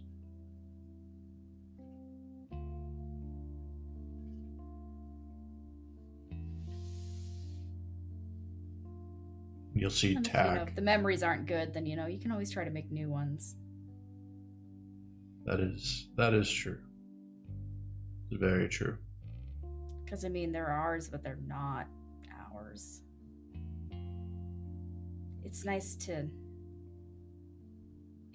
make the ones that we know are ours. It's also good to make good memories. The more good memories, the more future Lagolo will learn. Yeah. I mean, you don't need good memories to learn, but it's nice to have them. Correct. They're important. They're reassuring. Yeah.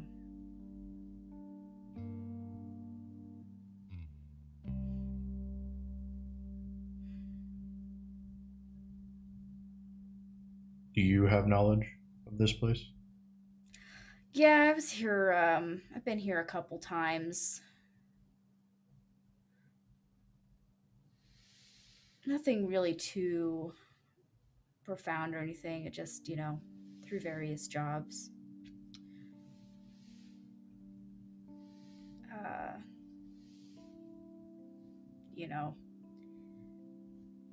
I think there was some sort of like remembrance ceremony that I needed to be a part of. Well, I was still with the Unified Authority, and then my time with my other organization, I've been here a few times. I haven't been here very long each time though, so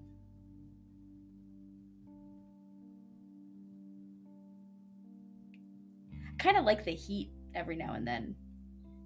I don't think I'd want to live here, but I do like the occasional visit. It is a bit hot for us. We tend to prefer the cold overall. But it's nice sometimes, in moderation. Yeah, well, as my grandpa would have put it, I got a cold-blooded snake in my head, so.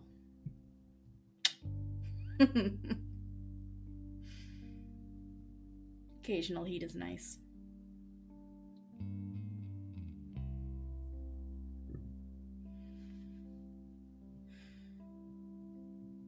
Hopefully we'll How about get that to- iron root tea, though, huh? That is very good tea. We will have to get some for some on the ship. Yeah, I'll keep an eye out for it, too, when we're back on Real Technor.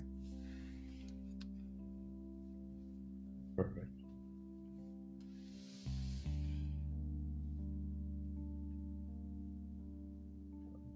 Hopefully we'll make good memories tomorrow, Yeah, that'll be nice.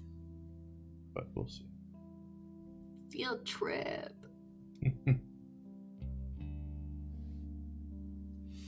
Gotcha.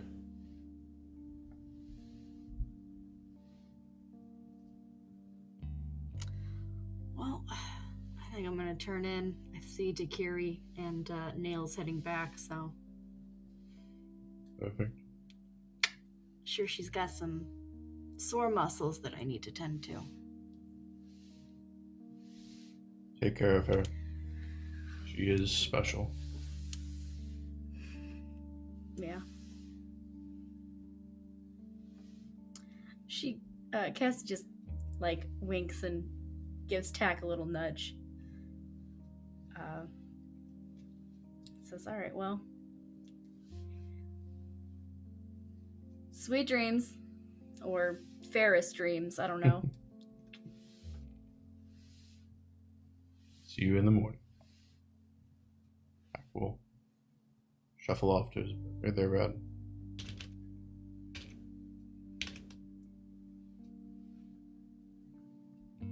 Are there like personal biome creators that you could attach to a person that I could pull like out of the Unified Authority suits that would like keep a person cool? Like a cooling shield or Yeah.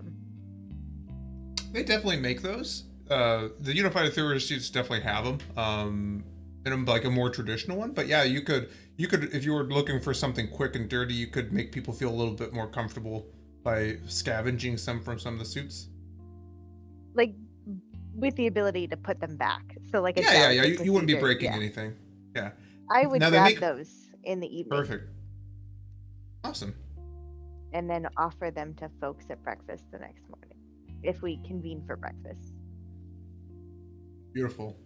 And while you're doing that, Catbap comes up to you and asks you, "Hey, I think I got some kind of virus on my hand terminal. I was looking for free movies and I clicked on the wrong link. Do you think you could give me a hand?"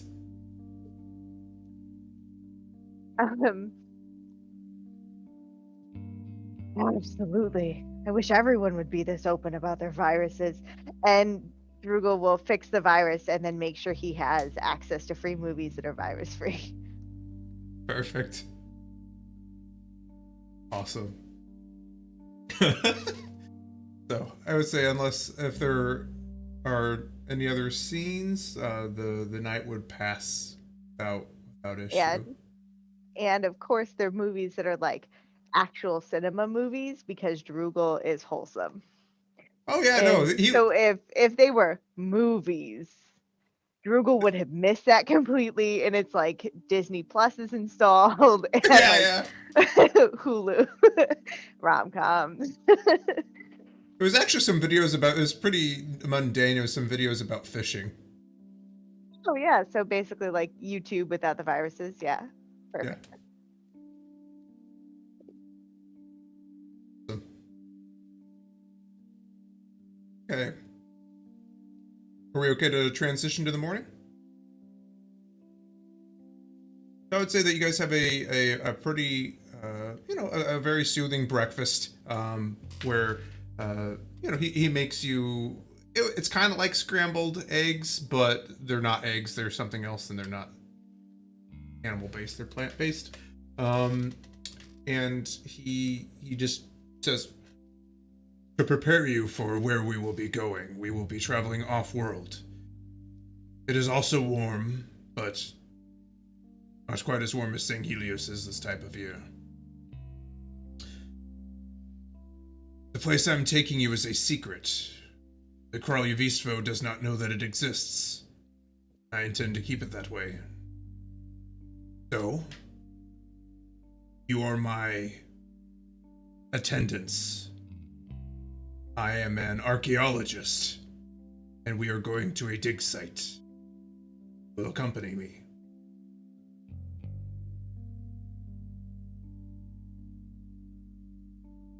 That works, because Tack, aren't you somewhat of an archaeologist?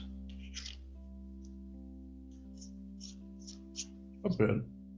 We have interest in gathering knowledge overall. So. Yeah, if you count eating artifacts. Just the We metal try. ones. We tease, try I not to tease. eat the important. The Lake Golo are actually quite skilled in finding buried ancient relics.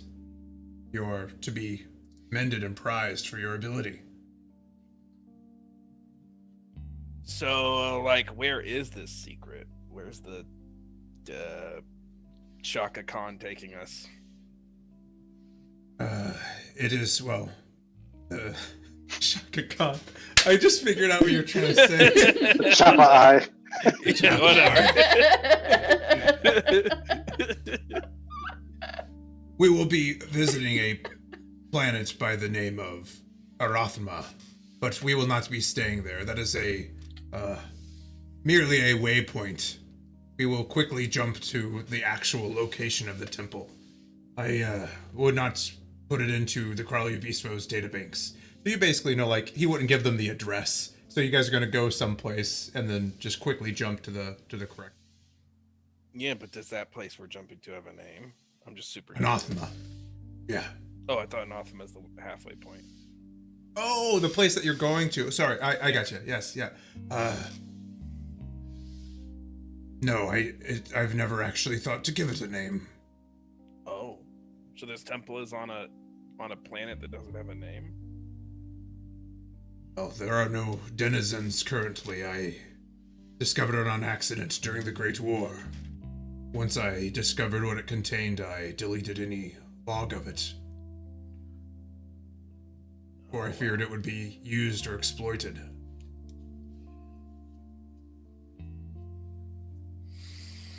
Seems wrong that it shouldn't have a name, though, doesn't it? I mean, it's kind of cool that it doesn't have a name. I was just curious. We visited kind a of planet. Oh, sorry. We visited a planetoid called Dust. What was it like? About how it sounds. Well, there's a fair amount of sand at the planet that we're going to. It's always sand. Rick hates sand. Yeah, maybe we should call it sand. Gassy hates sand. It gets everywhere. It's coarse. Are you ready to disembark? Yeah. And Drugel will pipe up. Before we go, I have these. Should make any environments a little friendlier. And we'll pass out the little,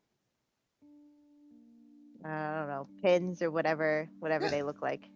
Like a silvery, like a kind of like the size of a tea candle, and it's got a couple buttons on it. Yeah, and if you can clip it to your clothes, it'll magnetize. Oh, thanks. Oh. Thanks, Drew. This is great. If the heat is too much, if the humidity is too much, if the cold is too much, these will help. We appreciate it. Man, I wish I had one of these all those years ago when I was out here in this damn desert. They work on mosquitoes. they work on mosquitoes? No, Can I not make them really. work on mosquitoes? You probably could, like one of those sonic mosquito repellents.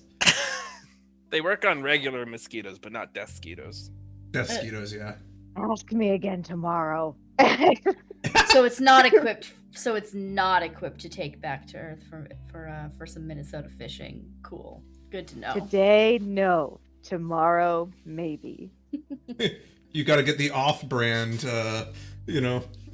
temperature regulator. That's good to know. Well, I didn't think about bugs. I was only thinking about climate. Yeah, Drugel can only fix the things they're thinking about. it's true.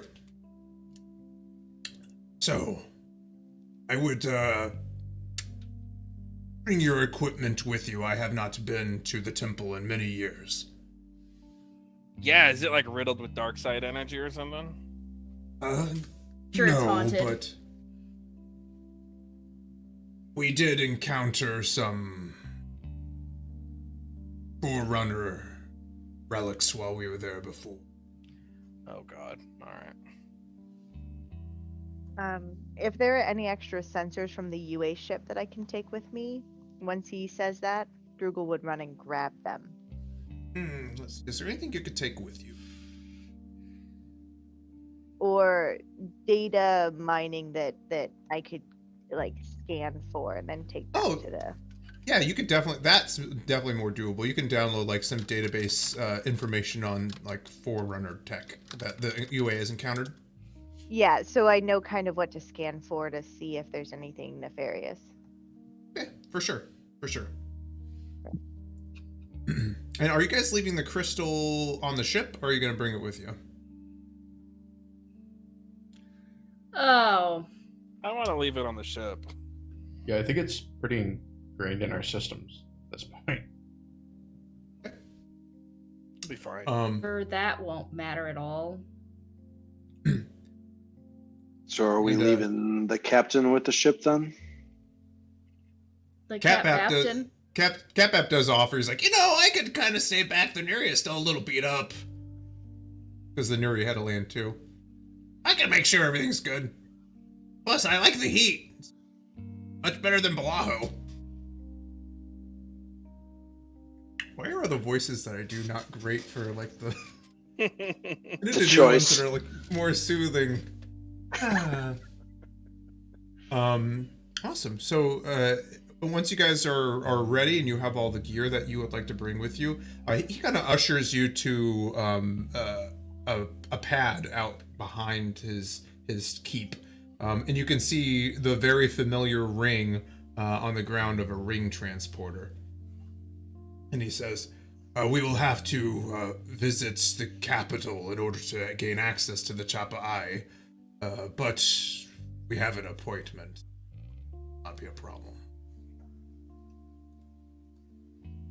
Sounds good. So as you guys kind of crowd up around each other in this little circle, and then he touches a kind of a bauble on his wrist, and the zoom zoom zoom zoom zoom of the rings pop up around you. And when they clear, immediately you're struck by instead of a calm and I didn't get my sound ready for this one.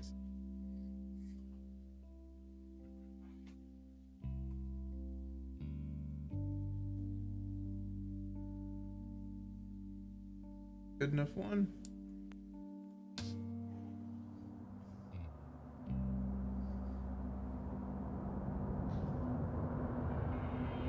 Can you guys hear that? So as the rings kind of drop down and reveal, you find that you're standing in an open plaza surrounded by towering skyscrapers, and you can see kind of floating vehicles and cars going every which way. You can see that you're in some kind of, I guess you'd call it like a terminal, where there are lots of rings just coming up out of the ground and people stepping out of them. People being ushered to landing points and then being teleported away. Second. Oh, it's a bit loud for somebody. I will turn it down. Thank you for the heads up.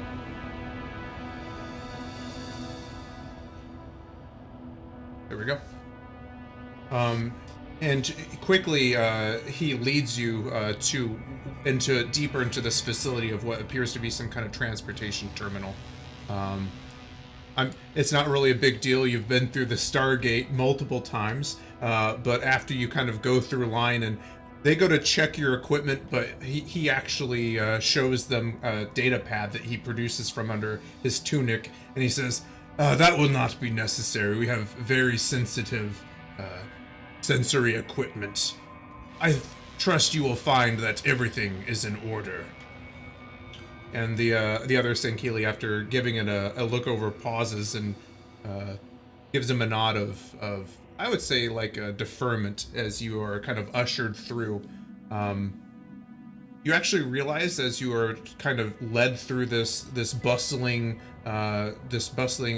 transit terminal, as you see different species of all kinds kind of going to and fro, that you are led almost to the front of the line, so to speak, past a lot of people who have already been there and waiting, as he kind of serenely takes in the views and asks, "Have all of you traveled through the Chapa Eye before?" Yeah, we have together. Ah, It really is quite an experience. The ancients, well, they were very wise. And I would say after just a few moments of being there, much less busy than the setting would belay, you finally realize that you have been called to your gate. The large 9-meter ring, the lights start to pop on. And he says, "Well, onward through the breach." and as And Cassie is stepping forward, she's saying, "Listen, the ancients were real smart, but I don't think they were what." And her voice gets cut off as she steps through. Exactly.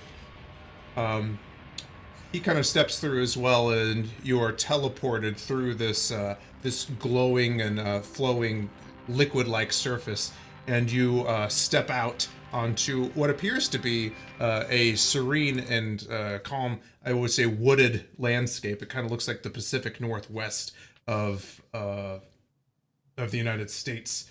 And he says, "Okay, I will quickly dial our real destination." And he lopes over to what you call the DHD, or the dial home device. It's a large pedestal, and he quickly starts typing in a destination on there. You can see the red chevrons illuminating around this ring. And as the Stargate reopens, he says, "I will step through first to make sure all is safe. Wait 10 seconds and then follow behind me." And he steps through the gate. 1, 2, skip a few. Yeah, I was about to say I don't know if 99. Takiri waits to 10. Perfection. In true Takiri fashion. How long do you actually wait, Takiri? I'll wait. And after 10 agonizing seconds, who goes through first? The carry. Cassie counts course. real quick and then goes through. Awesome. As you step through again this the event horizon of the ring, after the kind of disorientation, you emerge, and I will turn your attention. I honestly think Cassie only counted to 5. To be honest. So, Rob, you'll want to scroll down to the bottom. Oh, and it'll take it a second to resolve itself. It looks blurry at first, and then it kind of takes it a second. Roll20 doesn't like big maps always.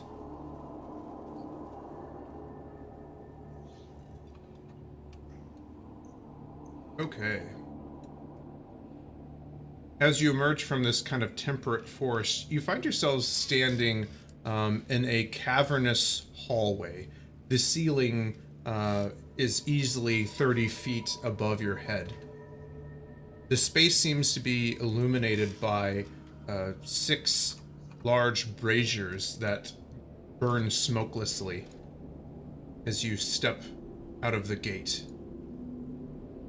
After the light from the active Stargate sends this kind of cascading, shimmering light down the hall, and then after a few moments there's a long sound as the gate terminates, leaving you in relative darkness.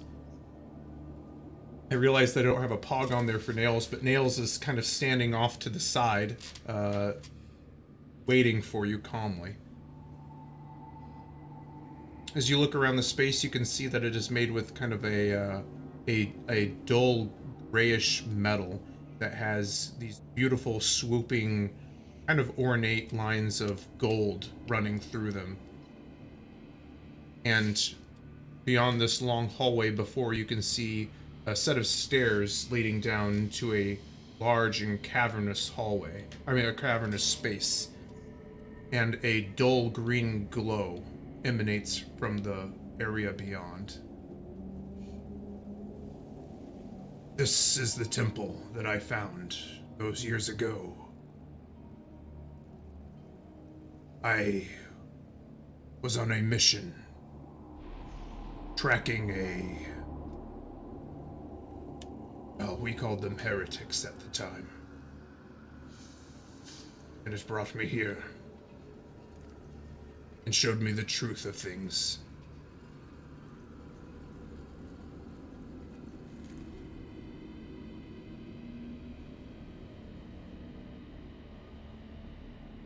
Before we step into that chamber, I must ask that only Drake and Dakiri interact with what they see. You may observe, you may watch, but please, for your own safety, Cassie, Google, back, do not reach out with your minds.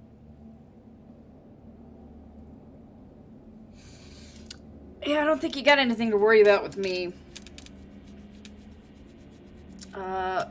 Force and I don't get along, so.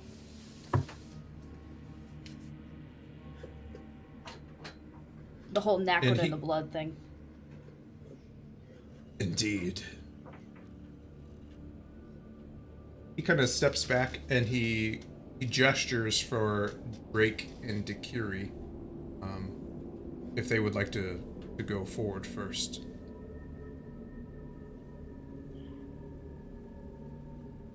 Yeah, Drake steps forward, and Drake would have worn he doesn't have like the armor on, obviously. He has his robes, which he doesn't always wear. He usually wears his, as pictured kind of in the art. That's what he usually wears.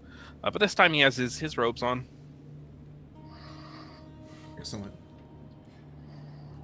Drake, as you... Sorry, Oh, go sorry. ahead. Go ahead, Cassie. I was just gonna say, Cassie's geared up like usual. And depending on Dakiri is probably holding her hand for support. I don't know. Yeah. No, I was thinking the same. Yep.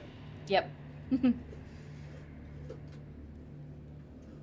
As you descend the stairs at the apex of this room, you are met with you're standing upon a landing over a large cavernous area. Probably scroll up to be centered on the green projectile. You can see that this is a large multi-tiered room. You are standing kind of in a balcony that surrounds a low pit. Don't be fooled, but these stairs right here, I'm gonna ping them, are actually on the lower level. The way to descend is actually at the north end of this room. These like kind of scissoring stairs here, or these switchback stairs, are the way down into the lower level.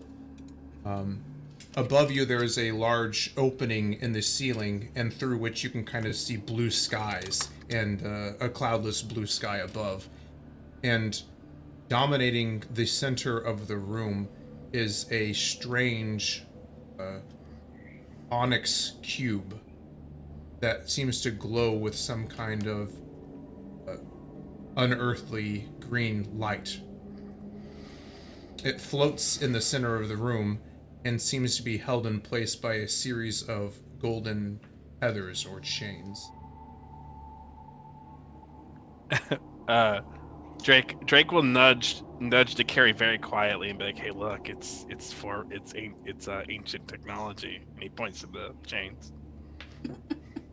She elbows him back. What's the cube? Nails. I believe it to be some kind of ancient artifact. What's it do? When I discovered it all those years ago, I knew not what it was. I thought it was some kind of relic to be worshipped. I approached it, and when I made contact with it, it opened my mind. I believe it is a relic to show us the way.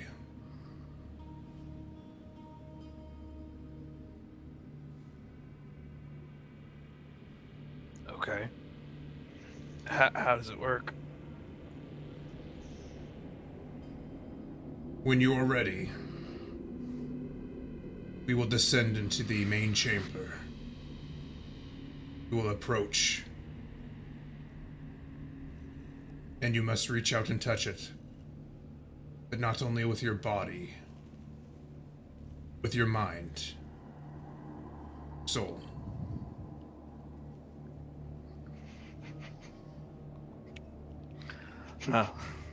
Jake will turn to Takiri. Like, any questions?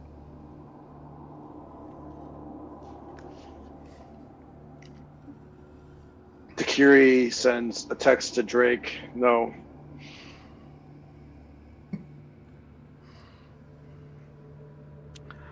All right.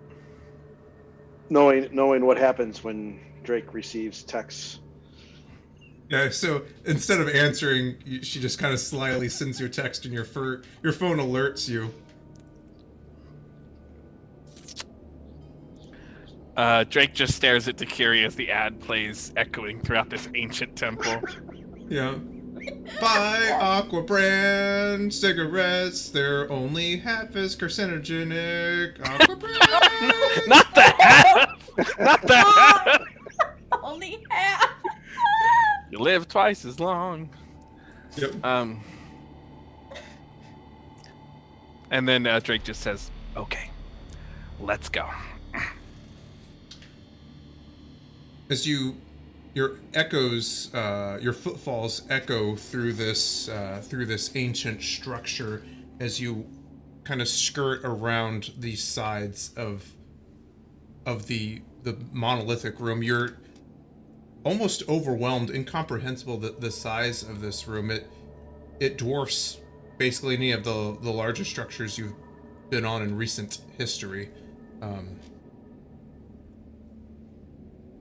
Looking around, you can't really get a sense for the age of this room. The open, I would say, portal to the outside world you would believe in a desert environment caused this thing to be consumed by the sands of time, but it seemingly has not. As you walk through, Nails says, "Has it changed since I encountered it those years ago?"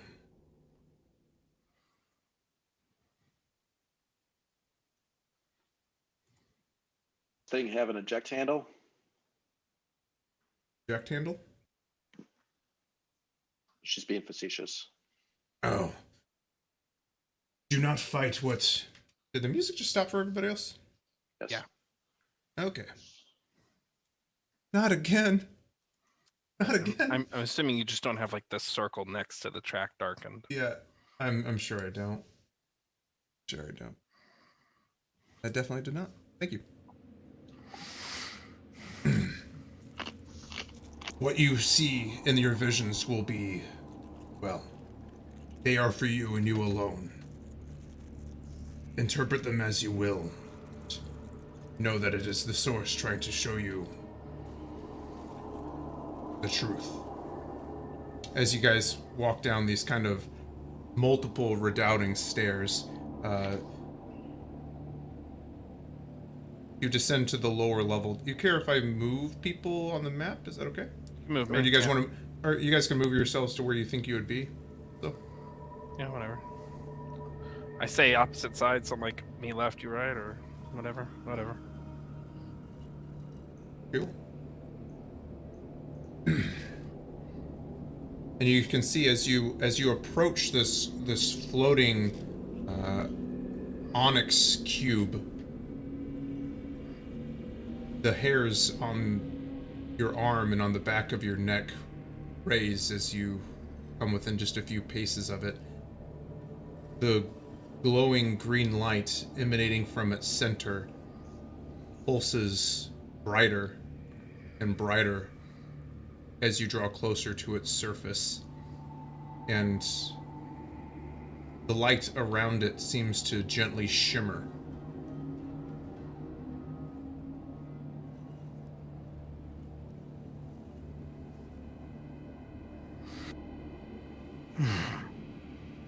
Nails Is this says, normal for you? What? Is this normal for you? Carrie kind of pokes her head around the side of the cube. No, I usually don't visit ancient artifacts on Tuesdays. I do that on Sundays. So this is really quite something for me.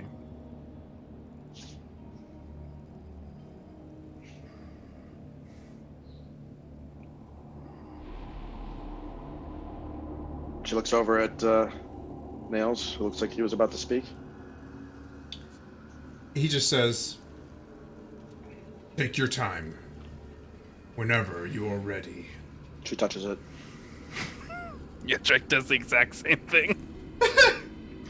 Drake just goes, "Let's get it over with." Alrighty. We will start with Kiri then. Kiri declared that they touched it. I like to think in the fiction they touch it at the same time, showing that their commonality and like impulsiveness. Exactly. I'm good with that. Cool. But yeah. Dikiri, in an instant you find yourself standing in a darkened and cavernous room, albeit different than this one. As your organic eye adjusts to the gloom, your cybernetic one quickly is able to discern the vaulted ceilings and architecture of a Covenant capital ship's bridge.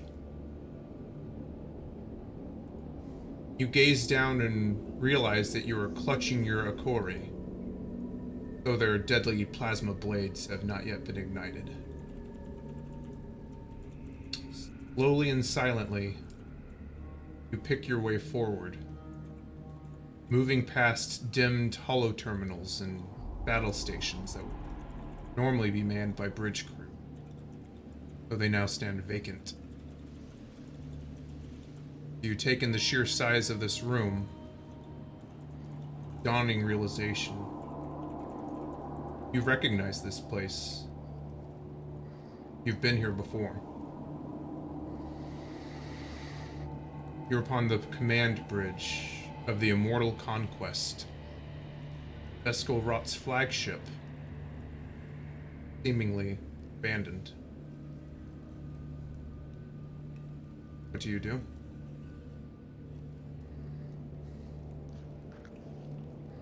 She takes to a darkened corner and immediately lights up the Akori. Just kind of edging her head around to see the inside of the command deck. From the darkened corner, you can feel the shadows seeming reacting to your will, and the lights around you seem to dim even more. deepening until all that would remain would be the gentle glow of your Akori. And peeking through the gloom, you can see that upon the raised platform at the center of this large and cavernous bridge, and surrounded by the dimly glowing holographic readouts, appears to be the slender form of Vescal Rot, sitting upon his floating throne. He doesn't seem to notice you. His attention is drawn towards the hollow screen in front of him and the violence of some distant starship battle playing out. Curie's heart is racing. She quietly whispers, "Drake, are you in here?" There is no response. She, realizing she's alone, tries to stealth into the room quietly.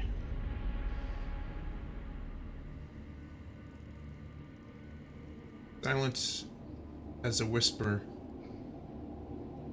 you draw deeper into this large throne room.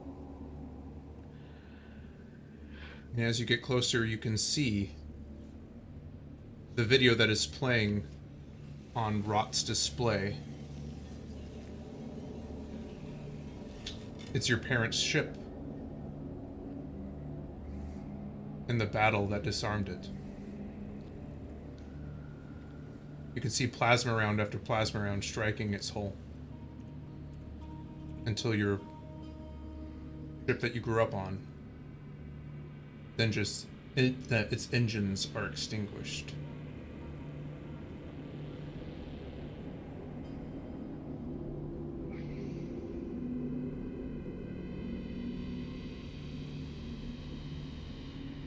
Curie looks around at how many light sources are there in the room? Just the holograms around Rot and your Akori.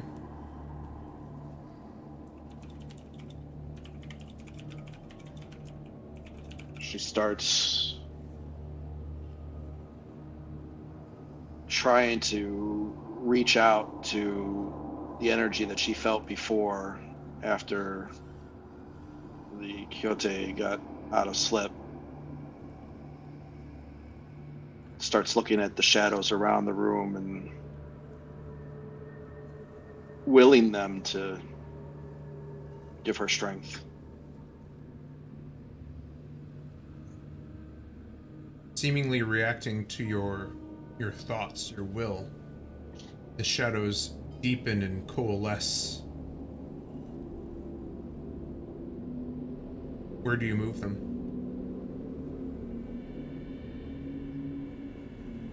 She's gonna try and make them around both her and Rot to darken the room while she turns on the low light vision on her eye. The lights darken even more. Rot seems to now notice that something is amiss.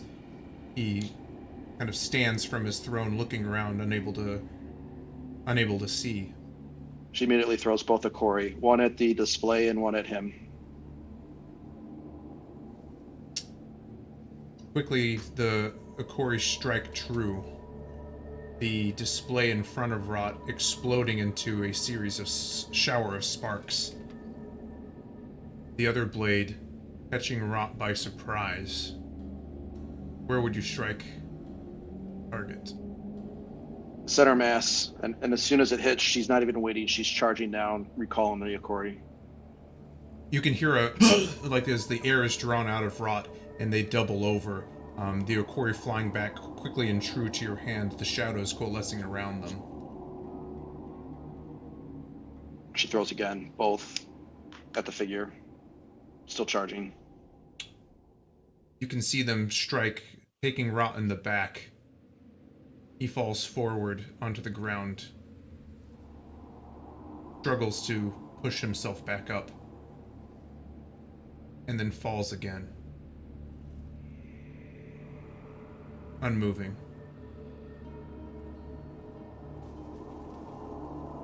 She approaches as close as possible, holding one of the Okoris up over the head. Rot's form is still. Is he on his dorsal, or is he on his stomach or back? He's on his stomach. Can't see his face. She rolls him over. As you roll over the form of Rot, the tall and slender Sanghelios, instead, you're faced with yourself. Or a dark version of yourself. One that has been aggressively augmented with harsh cybernetics, meant only for killing and conquest. As you gaze upon this dark reflection of yourself, her eyes fly open, glowing a crimson red, and she begins to laugh cruelly at your apparent horror. Fusion. You can have all this and more. All you have to do is avenge your parents. Give in. Give in, Dakiri. You'll never feel weak again. You'll never be alone again.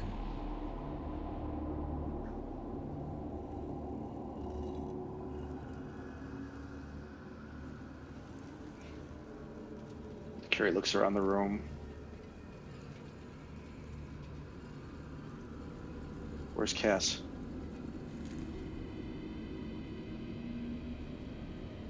Don't you know? She left. She died. They all did.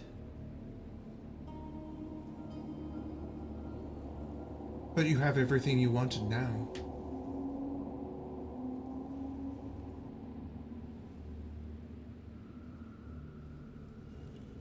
Carrie just drops the Akori out of her hands and sort of skitters back on her heels and hands. As you start to skitter away, you can see the far end of the room is a glowing blue light. It appears to be one of the arched doorways leading into the bridge, drawing you, beckoning to you. This isn't real. This isn't real. Says it a few more times and stands and walks to the door. The door, as you approach, lets out a ding, opens up. And on the other side, all you can see is pure, brilliant white light.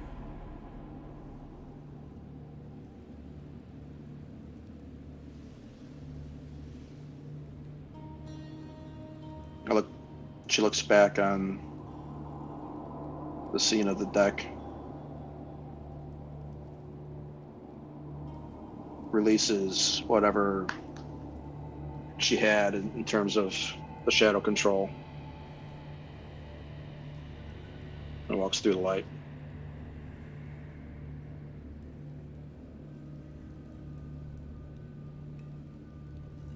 Excellent. And then we will quickly switch over to Drake. Just checking in. Is everyone doing okay? Good. Okay. Alrighty. Drake. Thank you. Appreciate it. You find yourself running down a narrow corridor your naked feet slamming against metal grating.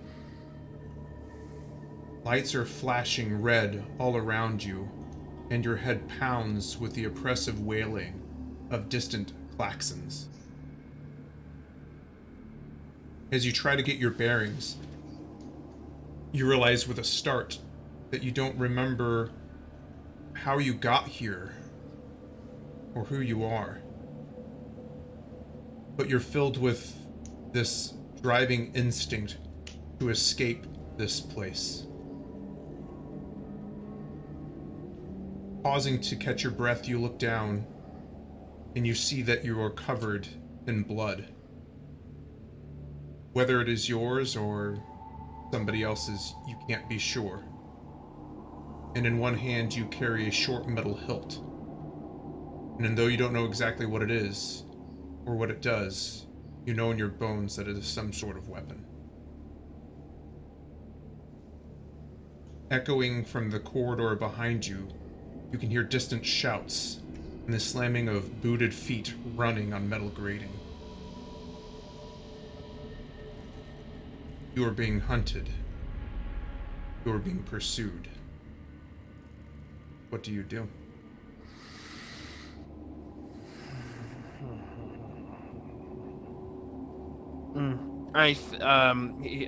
He runs. He just runs. He just runs. He doesn't even look behind him. He might start to, and when he does, he starts to stumble, and then he just doesn't look back again, and he runs. When he encounters anything, he ignites the sword and cuts through any material obstacle. As you illuminate the blade in your hand, you see that it is a angry crimson, pure and red. It slices through doorways and bulkheads like butter as you press on, running for what feels like miles through similar corridors, switchbacks. The sounds of your pursuers drawing closer and closer. As you push yourself, you can feel your lungs begin to burn, and your muscles feel like they are on fire. Until you arrive at a dead end. The end of this corridor is dominated by a thick window, and beyond it, inky blackness.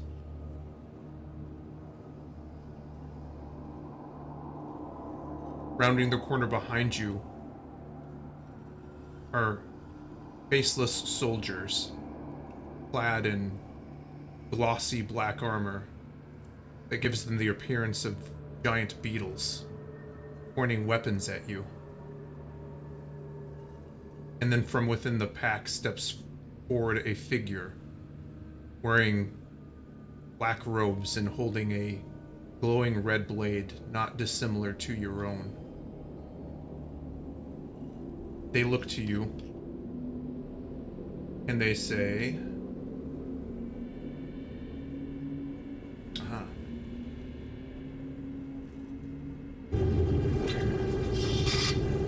It's over. You have nowhere to run. Drop your weapon and come with me.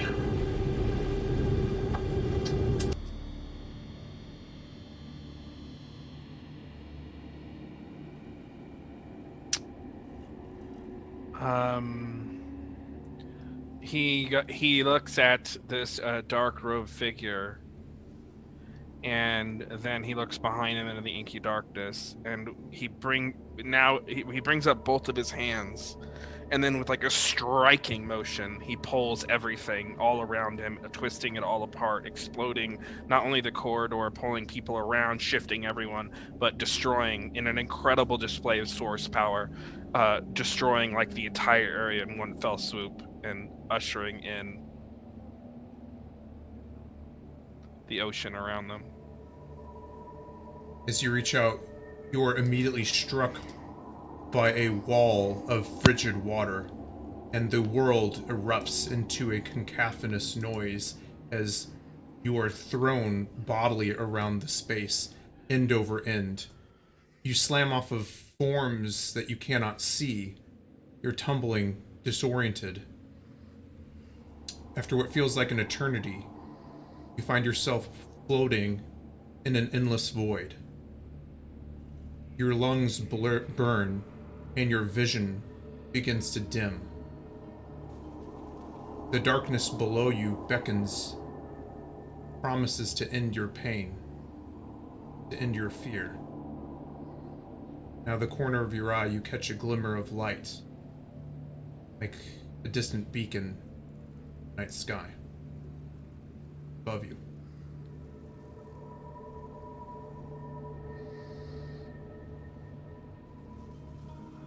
Sorry.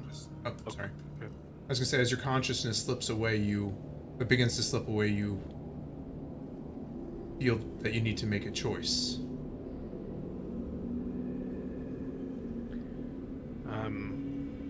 He drops the red blade of light into the darkness and watches it fade from sight.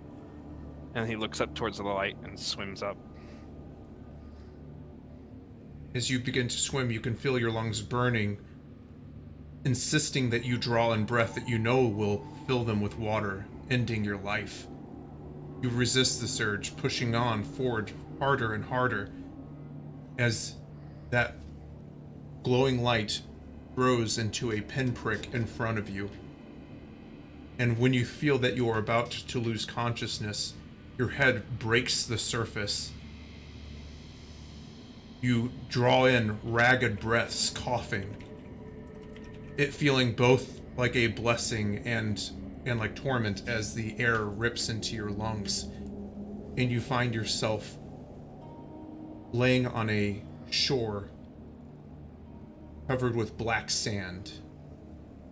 And in the sky, you can see 2 distant moons illuminating this alien landscape with a pale blue light. And as your consciousness escapes you, you hear one name echoing around in your head. Director Shepard. And with that, I think we are going to call it an evening. Yeah. Who's that bitch? Who is he? Who is she? Who are they? When are they? When are they? Where are they? How are they? Fuck. Awesome. That was the fucker in the black robe. Okay. Well, that was fun. Always love, tormenting my players with dark source visions and ancient relics. Yeah. Cool. Well, you know what? I'm going to take a step back. I'm going to breathe. How's everybody doing? Doing good. Awesome. Cool.